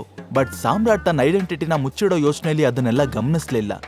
ಸಾಮ್ರಾಟ್ ಮಾತಾಡೋ ಮುಂಚೆನೆ ಅವಳು ಒಳಗ್ ಹೋಗೋಣ್ವಾ ಅಂತ ಸ್ಮೈಲ್ ಮಾಡ್ಕೊಂಡು ಮುಂದೆ ಬಂದ್ಲು. ಟೇಬಲ್ಗೆ ಹೋಗಿ ಕೂತ್ಕೊಂಡ್ಮೇಲೂ ಸಾಮ್ರಾಟ್ ಅವಳ ಜೊತೆ ಎಷ್ಟು ಬೇಕೋ ಅಷ್ಟೇ ಮಾತಾಡ್ತಾ ಇದ್ದ. ಬಟ್ ಚೈತ್ರಾಲಿ ಮಾತ್ರ ಅವನನ್ನೇ ಕಂಟಿನ್ಯೂಸ್ ಆಗಿ ಗುರಾಯಿಸ್ತಾ, ಏನಾಯ್ತು, ಎಲ್ಲ ಓಕೆ ಅಲ್ವಾ? ಯಾ ಆಲ್ ಗುಡ್.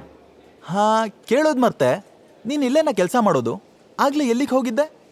ಸಾಮ್ರಾಟ್ ಬೇಕು ಅಂತಾನೆ ಮಾತ್ ಮರೆಸ್ತಾ, ನನಗೂ ತುಂಬಾ ಹಸ್ವಾಗ್ತಿದೆ, ಏನಾದ್ರೂ ಆರ್ಡರ್ ಮಾಡೋಣವಾ ಅಂದ. ಅವನು ಮಾತ್ ಮರೆಸ್ತಿರೋದು ಅವಳಿಗೆ ಚೆನ್ನಾಗಿ ಗೊತ್ತಾಯ್ತು. ಸಾಮ್ರಾಟ್, ನನ್ನಿಂದ ಏನಾದ್ರೂ ಹೈಡ್ ಮಾಡೋದಕ್ಕೆ ಟ್ರೈ ಮಾಡ್ತಿದ್ಯಾ ಅಂತ ಕೇಳೇ ಬಿಟ್ಲು. ಹೈಡ? ಚೇಚೆ, ಹಾಗೆಲ್ಲ ಏನೂ ಇಲ್ಲ. ಫಸ್ಟ್ ನಾವ್ ಇಲ್ಲಿಗೆ ಬಂದಿರೋ ಕೆಲಸ ಮುಗಿಸೋಣ, ನಿನ್ಗೇನ್ ಬೇಕೋ ಆರ್ಡರ್ ಮಾಡು ಅಂತ ಹೇಳಿ ವೇಟರ್ ಕಡೆ ನೋಡ್ದ. ಚೈತ್ರಾಲಿ ತನಗ್ ಬೇಕಾದನ್ನೆಲ್ಲ ಆರ್ಡರ್ ಮಾಡಿ ಮತ್ತೆ ಸಾಮ್ರಾಟ್ ಕಡೆ ತಿರುಗಿದ್ಲು. ಆಗ್ಲೇ ನಾನು ಏನ್ ಕೇಳ್ತಾ ಇದ್ದೆ? ನಿನ್ ಕೆಲ್ಸದ ಬಗ್ಗೆ. ಏನ್ ಕೆಲ್ಸ ಮಾಡ್ತೀಯ ನೀನು? ಸಾಮ್ರಾಟ್ ಮನ್ಸಲ್ಲೇ, ಓಹ್, ಬೆನ್ನಗ್ ಬಿದ್ದು ಬೇತಾಳು ತರ ಕಾಡ್ತಾ ಇದ್ದಾಳೆ, ನಿಜ ಹೇಳೋವರೆಗೂ ಪ್ರಾಣ ಹಿಂಡೋದ್ ಬಿಡಲ್ಲ ಹೇಳು ಅಂತ ಬೈಕೊಂಡು, ನಾನು AK ಪ್ರೈವೇಟ್ ಲಿಮಿಟೆಡ್ನಲ್ಲಿ ಒಂದು ಸಣ್ಣ ಕೆಲಸ ಮಾಡ್ತಾ ಇದ್ದೀನಿ. AK ಪ್ರೈವೇಟ್ ಲಿಮಿಟೆಡ್ಡಾ? ಅದು ಅಕ್ರಮ್ ಸರ್ ಕಂಪ್ನಿ ಅಲ್ವಾ? ಸಾಮ್ರಾಟ್ ಹೌದು ಅಂತ ತಲೆ ಆಡಿಸ್ತಾ. ಆದ್ರೂ ಅವಳ ಇನ್ವೆಸ್ಟಿಗೇಷನ್ ಅಲ್ಲಿಗೆ ಸ್ಟಾಪ್ ಆಗ್ಲಿಲ್ಲ. ಮತ್ತಿನ್ನೇನೋ ಕೇಳೋದಕ್ಕೆ ಹೊರಟ್ಲು. ಅಷ್ಟರಲ್ಲಿ ಅವಳ ಪಕ್ಕ ಹ್ಯಾಂಡ್ಸಮ್ ಅಂಡ್ ರಿಚ್ ಹುಡುಗ ಒಬ್ಬ ಬಂದ್ ನಿಂತ. ಹಲೋ ಗಾರ್ಜಿಯಸ್ ಅಂತ ಹ್ಯಾಂಡ್ ಶೇಕ್ ಮಾಡೋದಕ್ಕೆ ಮುಂದಾದ. ಚೈತ್ರಾಲಿ ಮೇಲಿಂದ ಕೆಳಗ್ವರೆಗೂ ಒಂದ್ಸಲ ಗುರಾಯಿಸಿ ಮುಖ ತಿರುಗಿಸಿದ್ಲು. ಅವನು ದರ್ಪದಲ್ಲಿ, ನಾನು ತುಂಬಾ ಬ್ಯೂಟಿಫುಲ್ ಆಗಿದ್ಯಾ ಬೇಬ್. ಆಕ್ಚುಲಿ ನಾನು ಇವತ್ತು ತುಂಬಾ ಬ್ಯುಸಿ ಇದ್ದೀನಿ, ಆದ್ರೂ ನೀನ್ ನೋಡಿದ್ಮೇಲೆ ನಿನ್ನ ಹತ್ರ ಬರ್ದೇ ಇರೋದಕ್ಕಾಗ್ಲಿಲ್ಲ. ಎಂತ ಬ್ಯೂಟಿಫುಲ್ ಫ್ಲವರ್ ನೋಡಿ ದುಂಬಿ ಹಾಗೆ ಹೋಗಕ್ಕಾಗತ್ತಾ? ಮಕರಂದ ಹೀರ್ಲೇಬೇಕಲ್ವಾ? ಸೊ ಇವತ್ತು ನಾನೇ ನಿನಗೆ ಟ್ರೀಟ್ ಕೊಡಿಸ್ತೀನಿ ಅಂತ ಹೇಳಿ ಚೇರ್ ಎಳ್ಕೊಂಡು ಅವಳು ಪಕ್ಕದಲ್ಲೇ ಕೂತ್ಬಿಟ್ಟ. ಅವನು ಮುಖದಲ್ಲಿರೋ ಕೆಟ್ಟ ಸ್ಮೈಲ್ ನೋಡಿದ್ರೇನೆ ಅವ್ನ ಬ್ಯಾಡ್ ಇಂಟೆನ್ಷನ್ ಏನು ಅನ್ನೋದು ಚೈತ್ರಾಲಿ ಮತ್ತೆ ಸಾಮ್ರಾಟ್ ಇಬ್ರಿಗೂ ಕ್ಲಿಯರ್ ಆಗಿ ಅರ್ಥ ಆಯ್ತು. ಆದ್ರೂ ಸುಮ್ಮನೆ ಗಲಾಟೆ ಬೇಡ, ಸ್ಮೂತ್ ಆಗಿ ಹ್ಯಾಂಡಲ್ ಮಾಡೋಣ ಅನ್ಕೊಂಡು ಸಾಮ್ರಾಟ್, ಲುಕ್ ಮಿಸ್ಟರ್, ನಾವಿಬ್ರು ಆಲ್ರೆಡಿ ಡೇಟ್ ಮಾಡ್ತಾ ಇದೀವಿ, ಡೋಂಟ್ ಡಿಸ್ಟರ್ಬ್ ಅಸ್ ಪ್ಲೀಸ್ ಅಂತ ಬಾಗ್ಲಿ ಕಡೆ ಕೈ ತೋರಿಸ್ತಾ. ವಾಟ್, ಡೇಟ್ ಮಾಡ್ತಿದ್ದೀರಾ? ನಿನ್ನ ನೋಡಿದ್ರೆ ಇವಳು ಕಾರ್ ಡ್ರೈವರ್ ಥರ ಕಾಣಿಸ್ತಿದ್ಯಾ. ಹೋಗ್ಲಿ ಬಿಡು, ಬಟ್ ಇವತ್ತಿಂದ ನಾನು ಇವಳ ಜೊತೆ ಡೇಟ್ ಮಾಡ್ತೀನಿ. ಒಳ್ಳೆ ಮಾತಲ್ಲಿ ನೀನ್ ಇಲ್ಲಿಂದ ಜಾಗ ಖಾಲಿ ಮಾಡ್ಬಿಡು. ಸಾಮ್ರಾಟ್ ಮುಷ್ಟಿ ಬಿಗೆ ಆಯ್ತು. ಎತ್ತಿ ಅವನ ಮುಖಕ್ಕೆ ಒಂದು ಕೊಡೋಣ ಅನ್ಕೊಂಡ, ಆದ್ರೂ ತಾಳ್ಮೆ ತಗೊಂಡು ಇನ್ನು ಎಷ್ಟು ಮಾತಾಡ್ತಾನೋ ಮಾತಾಡ್ಲಿ ಅಂತ ಸುಮ್ನಾದ. ಆ ಹುಡುಗ ಚೈತ್ರಾಳಿ ಲಿಪ್ಸ್ನ ನೋಡ್ತಾ, ಒಳ್ಳೆ ರಸಗುಲ್ಲ ತರ ಇದ್ಯಾ, ರಿಚ್ ಫ್ಯಾಮಿಲಿ ಬ್ಯಾಕ್ ಗ್ರೌಂಡ್ ಇರೋ ತರಾನೂ ಕಾಣಿಸ್ತಿದೆ. ಅಂತದ್ರಲ್ಲಿ ನಿನಗೇನು ಬಂದಿರೋದು ದರಿದ್ರ? ಹೋಗಿ ಹೋಗಿ ಇಂಥ ಲೋ ಕ್ಲಾಸ್ ಹುಡುಗನ ಜೊತೆ ಡೇಟ್ ಮಾಡ್ತಿದ್ಯಲ್ಲ, ಸ್ಟ್ಯಾಂಡರ್ಡ್ ತಕ್ಕಂಗ್ ಚಾಯ್ಸ್ ಮಾಡ್ಬೇಕು ಅಂತ ಸರ್ಕ್ಯಾಸ್ಟಿಕ್ ಆಗಿ ಹೇಳ್ತಾ ಸಾಮ್ರಾಟ್ನ ಕೀಳಾಗಿ ನೋಡ್ದ.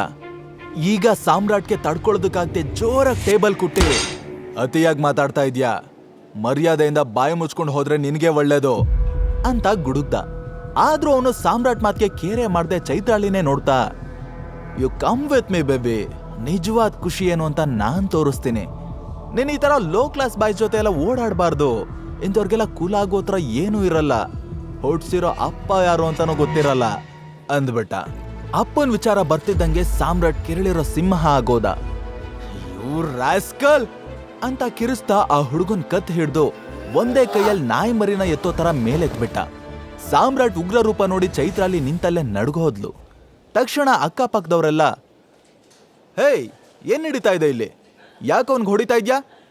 ಸತ್ಕಿತ್ ಹೋಗ್ಬಿಟ್ಟ ಅವನು ಬಿಡೋ ಅಂತ ಚೀರಾಡೋದಕ್ಕೆ ಶುರು ಮಾಡಿದ್ರು. ಅವನು ಮಾತ್ರ ಯಾರ ಮಾತ್ಗೂ ತಲೆ ಕೆಡಿಸ್ಕೊಳ್ಳೇ ಇಲ್ಲ. ಆ ಹುಡುಗನ ಮುಖಕ್ಕೆ ಸರಿಯಾಗಿ ಒಂದು ಪಂಚ್ ಕೊಟ್ಟು, ಆಗ್ಲೇ ಏನ್ ಬೊಗಳ್ದೆ? ಹೊಡ್ಸಿದಪ್ಪ ಯಾರು ಅಂತ ಗೊತ್ತಿಲ್ಲ ಅಂತನ? ನಮ್ಮಪ್ಪ ಯಾರು ಅಂತ ಗೊತ್ತಾದ್ರೆ ನಿನ್ ಉಸಿರೇ ನಿಂತೋಗುತ್ತೆ. ನನ್ನ ಮಗನೇ ಸಾಯಿಸ್ಬಿಡ್ತೀನಿ ನಿನ್ನನ್ನ ಅಂತ ಒಂದಾದ್ಮೇಲೆ ಒಂದು ಕಜ್ಜಾಯ ಕೊಡ್ತಾನೆ ಇದ್ದ. ಇಷ್ಟೊತ್ತು ಆಟಿಟ್ಯೂಡ್ ತೋರಿಸ್ತಿದ್ದ ಆ ಹುಡುಗನ ಬಾಯಿಂದ ಒಂದೇ ಒಂದು ಪದಾನೂ ಆಚೆ ಬರಲಿಲ್ಲ.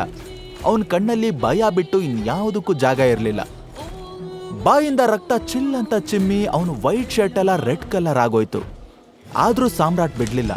ಅಲ್ಲಿರೋ ಟೇಬಲ್ ಚೂರ್ ಚೂರ್ ಆಗೋವರೆಗೂ ಅವನ ತಲೆನ ಚೆಚ್ತಾನೆ ಇದ್ದ. ಅದು ನೋಡಿ ಚೈತ್ರಾಲಿಗೂ ಎದೆ ಜಲ್ಲಂತು. ಅಷ್ಟರಲ್ಲಿ ಜನಗಳ ಗುಂಪಿಂದ ಏಯ್ ಬಿಟ್ಬಿಡ ಅವನನ್ನ, ಸತ್ ಹೋಗ್ತಾನವನು ಅಂತ ಯಾರೋ ಕಿರುಚ್ಕೊಂಡ್ರು. ಆಗ್ಲೇ ಸಾಮ್ರಾಟ್ಗೆ ತಾನ್ ತಾಳ್ಮೆ ಕಳ್ಕೊಂಡು ಹಿಗ್ಗ ಮುಗ್ಗ ಚೆಚ್ಚುತ್ತಾ ಇದ್ದೀನಿ ಅಂತ ಫ್ಲಾಶ್ ಆಯ್ತು.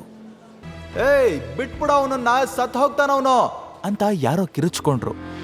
ಆಗ್ಲೇ ಸಾಮ್ರಾಟ್ಗೆ ತಾನ್ ತಾಳ್ಮೆ ಕಳ್ಕೊಂಡು ಹಿಗ್ಗ ಮುಗ್ಗ ಚೆಚ್ಚುತ್ತಾ ಇದ್ದೀನಿ ಅಂತ ಫ್ಲಾಶ್ ಆಯ್ತು. ಅಷ್ಟ್ರಲ್ಲಾಗ್ಲೇ ಆ ಹುಡುಗನ್ ಮುಖ ಮೂತಿ ಬ್ಲಾಸ್ಟ್ ಆಗೋ ರೇಂಜಿಗೆ ಹೊಡೆದ್ಬಿಟ್ಟಿದ್ದ. ಸಾಮ್ರಾಟ್ ಅವನನ್ನ ಅಲ್ಲೇ ಕೆಳಗ್ ಬಿಸಾಕಿ ಕೈ ಕೊಡುತ್ತಾ ಪಕ್ಕಕ್ಕೆ ಬಂದ. ಅಷ್ಟ್ರಲ್ಲಿ ಅವನ್ ಭುಜದ ಮೇಲೆ ಒಂದು ಕೈ ಬಿತ್ತು. ತಿರುಗ್ ನೋಡಿದ್ರೆ ಮತ್ತದೇ ಹುಡುಗ ಹಲ್ ಕಡಿತಾ ನಿಂತಿದ್ದ. ಅವನು ಸಾಮ್ರಾಟ್ ಮುಖಕ್ಕೆ ಪಂಚ್ ಮಾಡೋ ಅಷ್ಟ್ರಲ್ಲಿ ಸಾಮ್ರಾಟ್ ಅವನ್ ಮೊಣಕಾಲ್ಗೆ ಜಾಡ್ಸ್ ಒದ್ದ. ನೆಕ್ಸ್ಟ್ ಸೆಕೆಂಡೇ ಆ ಹುಡುಗ ಕೆಳಗ್ ಬಿದ್ದ. ಆಕ್ಚುಲಿ ಇದನ್ನೆಲ್ಲ ಅಲ್ಲಿದ್ದವರು ಫೋಟೋ ತಗೋತಿದ್ರು, ಕೆಲವರು ವಿಡಿಯೋನೂ ಮಾಡ್ಕೋತಿದ್ರು. ಸಾಮ್ರಾಟ್ಗೆ ಇವ್ರನ್ನೆಲ್ಲ ನೋಡಿ ವಿಚಿತ್ರ ಅನ್ನಿಸ್ತು. ಜಗಳ ನಿಲ್ಸೋದ್ ಬಿಟ್ಟು ವಿಡಿಯೋ ಮಾಡ್ಕೋತಿದಾರಲ್ಲ ಅಂತ. ಅದೇ ಸಮಯಕ್ಕೆ ಹಿಂದೆಯಿಂದ ಇಲ್ಲೇನಾಗ್ತಿದೆ, ಇದೇನ್ ಮೀನ್ ಮಾರ್ಕೆಟ್ ಅನ್ಕೊಂಡಿದ್ದೀರಾ?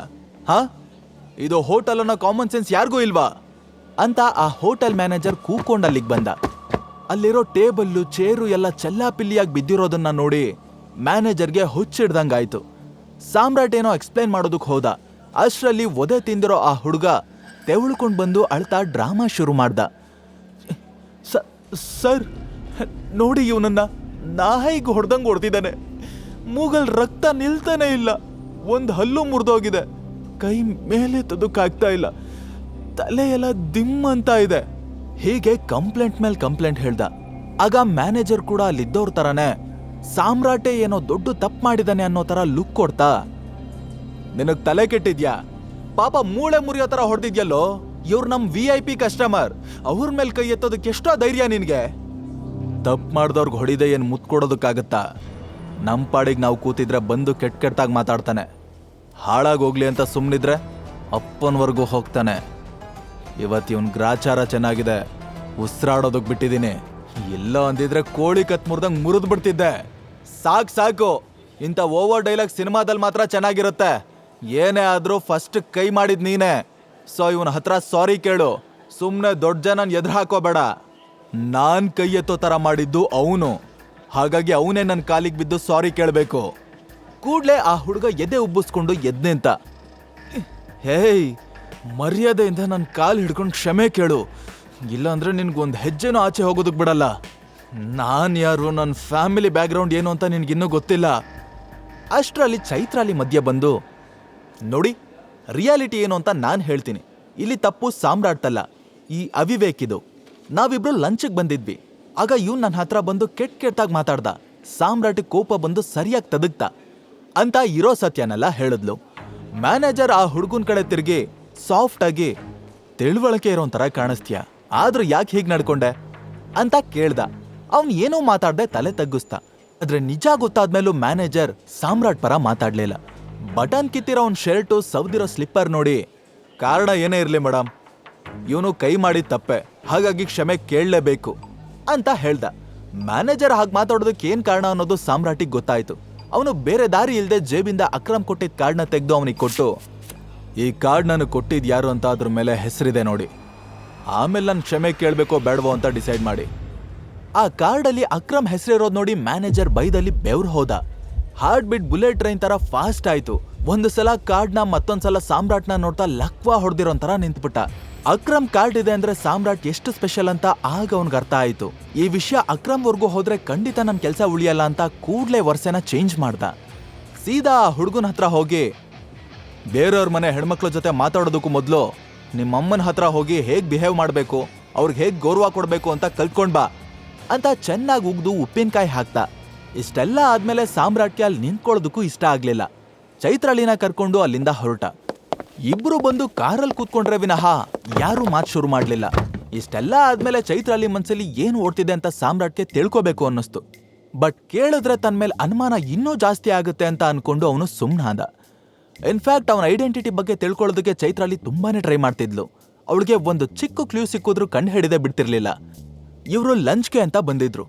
ಈಗ ಹಾಗೆ ಹೋಗೋ ಹಾಗಾಯ್ತು. ಸಾಮ್ರಾಟ್ಗೆ ಬೇರೆ ತುಂಬಾನೇ ಹಸ್ವಾಗಿತ್ತು.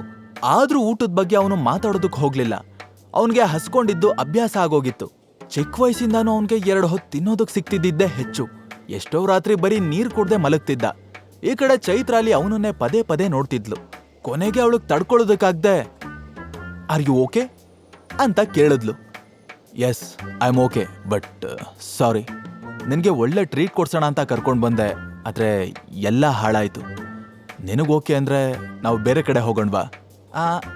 ಎಸ್ ಅಫ್ಕೋರ್ಸ್, ನಾನಿವತ್ತು ಇಡೀ ದಿನ ಫ್ರೀ ಇದ್ದೀನಿ, ಸೊ ಏನು ಪ್ರಾಬ್ಲಮ್ ಇಲ್ಲ. ಸಾಮ್ರಾಟ್ ಕಾರ್ ಟರ್ನ್ ಮಾಡ್ದ. ಸ್ವಲ್ಪ ಹೊತ್ತಿನ ನಂತರ ಅವರು ಮತ್ತೊಂದು ಲಕ್ಸುರಿಯಸ್ ಹೋಟೆಲ್ ರೀಚ್ ಆದ್ರು. ಆ ಹೋಟೆಲ್ ಬೋರ್ಡ್ ಕಡೆ ನೋಡ್ತಾ ಚೈತ್ರಾಲಿ ಒಳಗ್ ಕಾಲಿಟ್ಲು. ಸಾಮ್ರಾಟ್ ಕೂಡ ನೋಡ್ದ. ಅದು ಸಂಜಯ್ನ ಪರಮಶತ್ರು ದಿಗ್ಬಾಲ್ ಹೋಟೆಲ್ ಆಗಿತ್ತು. ಸಾಮ್ರಾಟ್ ಗೊತ್ತಿದ್ದೇ ಅಲ್ಲಿಗೆ ಬಂದಿದ್ದ. ಆ ಹೋಟೆಲ್ ಜೊತೆಗೆ ದಿಗ್ಬಾಲ್ ದೊಡ್ಡ ಮಾಫಿಯಾ ಗ್ಯಾಂಗ್ನು ನಡೆಸ್ತಿದ್ದ. ಬೆಂಗಳೂರಿನ ಭೂಗತ ಲೋಕದಲ್ಲಿ ಟೈಗರ್ ಹೆಸರು ಎಷ್ಟು ಫೇಮಸ್ ಆಗಿತ್ತೋ ದಿಗ್ಬಾಲ್ ಹೆಸರು ಕೂಡ ಅಷ್ಟೇ ಜೋರಾಗಿತ್ತು. ಅವನು ಸಂಜಯ್ ಮಾಡಿರೋ ಅಷ್ಟೇ ದುಡ್ಡು, ಆಸ್ತಿ ಪಾಸ್ತಿ ಎಲ್ಲ ಮಾಡಿದ್ದ. ಇವತ್ತಾದ್ರೂ ದಿಗ್ಬಾಲ್ನ ನೋಡೋ ಚಾನ್ಸ್ ಸಿಗ್ಬೋದು ಅನ್ಕೊಳ್ತಾನೆ ಸಾಮ್ರಾಟ್ ಒಳಗ್ ಹೋಗಿ ಕೂತ್ಕೊಂಡ. ಚೈತ್ರಾಲಿ ಕ್ಯೂರಿಯಸ್ ಆಗಿ ಅವನನ್ನೇ ನೋಡ್ತಾ, ಹಾಗಾದ್ರೆ ನಿನ್ ಬಗ್ಗೆ ಏನೋ ಹೇಳ್ಬಾರ್ದು ಅಂತ ಡಿಸೈಡ್ ಮಾಡಿದ್ಯಾ ಅಂತ ಕೇಳಿದ್ಲು. ಸಾಮ್ರಾಟ್ ಫುಡ್ ಆರ್ಡರ್ ಮಾಡ್ತಾ, ಯಾವ್ದ್ರ ಬಗ್ಗೆ ಕೇಳ್ತಿದ್ಯಾ? ಚೈತ್ರಾಲಿ ಮನ್ಸಲ್ಲಿ ನಿಜವಾಗ್ಲೂ ಯಾಕೆ ಅನುಮಾನ ಸೃಷ್ಟಿಯಾಗಿದೆ ಅನ್ನೋದು ಸಾಮ್ರಾಟ್ಗೆ ಗೊತ್ತಾಗ್ತಿತ್ತು. ಅವತ್ತು ಪಾರ್ಟಿಲಿ ಅಕ್ರಮ್ ಸಾಮ್ರಾಟ್ನ ಸೆಪರೇಟ್ ಆಗಿ ರೂಮ್ ಒಳಗಡೆ ಕರ್ಕೊಂಡು ಹೋದಾಗ ಎಲ್ರೂ ಅವನ್ನ ಡ್ರೈವರ್ ಮಗ ಇರ್ಬೋದು ಅಂತ ನಂಬಿದ್ರು. ಬಟ್ ಚೈತ್ರಾಲಿ ಮಾತ್ರ ಅದನ್ನ ನಂಬಿರ್ಲಿಲ್ಲ. ಚೈತ್ರಾಲಿ ಪಟ್ಟು ಬಿಡ್ದೆ, ನೋಡು ಎಲ್ಲ ಗೊತ್ತಿದ್ದು ಡ್ರಾಮಾ ಮಾಡ್ಬೇಡ, ನಾನ್ ನಿನ್ ಬಗ್ಗೆನೇ ಕೇಳ್ತಾ ಇರೋದು ಅಂದ್ಲು. ನನ್ ಬಗ್ಗೆನಾ? ನನ್ನ ಬಗ್ಗೆ ಹೇಳ್ಕೊಳ್ಳೋವಂಥದ್ದೇನಿದೆ, ಅಂತ ಸ್ಪೆಷಲ್ ವ್ಯಕ್ತಿ ಏನಲ್ಲ ನಾನು. ಸಾಮ್ರಾಟ್ ಬೇಕು ಅಂತಾನೆ ಚೈತ್ರಾಲಿ ಮಾತಿಂದ ಎಸ್ಕೇಪ್ ಆಗೋದಕ್ಕೆ ಟ್ರೈ ಮಾಡ್ತಿದ್ದ. ಅಷ್ಟರಲ್ಲಿ ಅವನ ಕಣ್ಣು ಪಕ್ಕದ ಟೇಬಲ್ ಅಲ್ಲಿ ಕೂತಿರೋರ್ ಮೇಲೆ ಬಿತ್ತು. ಅವರು ಏನೋ ತುಂಬಾ ಸೀರಿಯಸ್ ಆಗಿ ಮಾತಾಡ್ತಿದ್ರು. ಇವಾಗ ಬೆಂಗಳೂರು ಮಾಫಿಯಾದಲ್ಲಿ ಮಾತ್ರ ಅಲ್ಲ, ಇಡೀ ಅಂಡರ್ ವರ್ಲ್ಡ್ ತುಂಬಾ ಯಾರ ಹೆಸರು ಓಡಾಡ್ತಿರೋದು ಹೇಳು? ದಿಕ್ಪಾಲ್, ಡೆವಿಲ್ ದಿಕ್ಪಾಲ್ ಹೆಸರು ಕಣ. ಕರೆಕ್ಟ್ ಆಗಿ ಹೇಳ್ದೆ ಎಬ್ಬೆಟ್ಟು. ಟೈಗರ್ ಅಂಡರ್ ವರ್ಲ್ಡ್ ಇಂದ ಮಾಯ ಆದ್ಮೇಲೆ ಟೈಗರ್ ಅನ್ನೋ ಹೆಸರು ಮಾಯ ಆಯ್ತು. ಆದ್ರೂ ಆ ಟೈಗರ್ ಗತ್ತು ಗಮ್ಮತ್ತೆ ಬೇರೆ ಲೆವೆಲ್ಲು. ಅವನ್ ತರ ಬೆಂಗಳೂರು ನಾಳೋ ಗಂಡು ಮತ್ತೆ ಹುಟ್ಟಲ್ಲ ಬಿಡು. ಸಾಮ್ರಾಟ್ಗೆ ಯಾಕೆ ಅವ್ರ ಡ್ಯಾಡ್ ಬಗ್ಗೆ ಎಲ್ಲ ಮಾತಾಡ್ತಾ ಇದ್ದಾರೆ ಅಂತ ಗೊತ್ತಾಗ್ಲಿಲ್ಲ. ಇತ್ತ ಚೈತ್ರಾಲಿ ಅದೇ ರಾಗ ಅದೇ ತಾಳ ಅನ್ನೋ ತರ ಕೇಳಿದ್ದನ್ನೇ ಕೇಳ್ತಾ ಇದ್ಲು. ಹೇಳು ಸಾಮ್ರಾಟ್, ನಾನು ಅವಾಗ್ಲಿಂದ ಕೇಳ್ತಾ ಇದ್ದೀನಿ, ನೀನ್ ಮಾತ್ ಮರೆಸ್ತಿದ್ಯಲ್ಲ. ಸಾಮ್ರಾಟ್ಗೆ ಅವಳ ಮಾತು ಕಿವಿ ಮೇಲೆ ಬೀಳಲೇ ಇಲ್ಲ. ಅವನ್ ಗಮನ ಎಲ್ಲ ಪಕ್ಕದ ಟೇಬಲ್ ಮೇಲೆ ಇತ್ತು. ಇತ್ತ ಇನ್ನೊಬ್ಬ ಪುಡಿ ರೌಡಿ ಜಿಂಕೆ ಜಾನಿ. ಲೇ, ಟೈಗರ್ ಸತ್ತಿಲ್ಲ ಕಣ್ರೋ, ಅವನ್ ಜೀವಂತವಾಗಿದ್ದಾನೆ, ಆದಷ್ಟು ಬೇಗ ಬಂದೇ ಬರ್ತಾನೆ ಅಂದ. ಲೇ ಜಾನಿ, ಸಾಕು ಸಾಕು, ನೀನಿವತ್ತು ಸಿಕ್ಕಾಪಟ್ಟೆ ಕುಡ್ದಿದ್ಯಾ, ಅದಕ್ಕೆ ಏನೇನೋ ಮಾತಾಡ್ತಿದ್ಯಾ. ಲೇ ಮಚ್ಚ, ನಾನೆಲ್ಲ ಕುಡ್ದಿರೋದು, ನೀನು ಅದಕ್ಕೆ ಏನೇನೋ ಮಾತಾಡ್ತಿದ್ಯಾ. ಹೋಗಿ ಹೋಗಿ ಆ ದಿಕ್ಪಾಲ್ ಜೊತೆ ಟೈಗರ್ನ ಕಂಪೇರ್ ಮಾಡ್ತಿದ್ಯಾ? ಎಂತ ಕಾಮಿಡಿ. ಲೋಕಲ್ ಸರಾಯ್ ಜೊತೆ ಬ್ರ್ಯಾಂಡೆಡ್ ಸ್ಕಾರ್ಚ್ನ ಕಂಪೇರ್ ಮಾಡ್ತಿದ್ಯಲ್ಲೋ ದಡ. ನಾನು ಹೇಳ್ತೀನಿ ಕೇಳೋ, ಟೈಗರ್ ವಾಪಸ್ ಬಂದೇ ಬರ್ತಾನೆ. ಯಾವತ್ತಿದ್ರು ಅಂಡರ್ ವರ್ಲ್ಡ್ ದೊರೆ ಅವನೇ. ಅವನ ಮಾತು ಕೇಳಿ ಸಾಮ್ರಾಟ್ಗೆ ಒಂದು ಕ್ಷಣ ರೋಮಾಂಚನ ಆಯ್ತು. ಜಾನಿ ಸುಳ್ಳು ಹೇಳ್ತಿದ್ದಾನ ಅಥವಾ ನಿಜವಾಗ್ಲೂ ಅವನಿಗೆ ಟೈಗರ್ ಬಗ್ಗೆ ಏನೋ ಗೊತ್ತಿರಬಹುದಾ ಅನ್ನೋದನ್ನ ತಿಳ್ಕೋಬೇಕಿತ್ತು. What next? ಸಾಮ್ರಾಟ್ ಜಾನಿನ ಮಾತಾಡಿಸ್ತಾನ. ಚೈತ್ರಾಲಿಗೆ ಸಾಮ್ರಾಟ್ ರಿಯಲ್ ಐಡೆಂಟಿಟಿನ ತಿಳ್ಕೊಳ್ಳೋದಕ್ಕಾಗತ್ತಾ? ಅವಳು ಯಾಕೆ ಸಾಮ್ರಾಟ್ ಹಿಂದೆ ಬಿದ್ದಿದ್ದಾಳೆ? ಸಾಮ್ರಾಟ್ ದಿಕ್ಪಾಲ್ನ ಮೀಟ್ ಮಾಡ್ತಾನ. ಈಗ ನೀವು ಪಾಕೆಟ್ ಎಫ್ಎಂ ನಲ್ಲಿರೋ ಎಲ್ಲಾ ಶೋಗಳನ್ನ ಈಸಿಯಾಗಿ ಕೇಳಬಹುದು. ಈಗಲೇ ಡೌನ್ಲೋಡ್ ಮಾಡಿ ಪಾಕೆಟ್ ಎಫ್ಎಂ ಮತ್ತು ಕೇಳಿ ದೇಶ ವಿದೇಶದಲ್ಲಿ ಫೇಮಸ್ ಆಗಿರೋ ಟೈಗರ್ ರಿಟರ್ನ್ಸ್ ಅನ್ನೋ ಮೈ ನವಿರೇಳಿಸೋ ಕಥೆಯನ್ನ.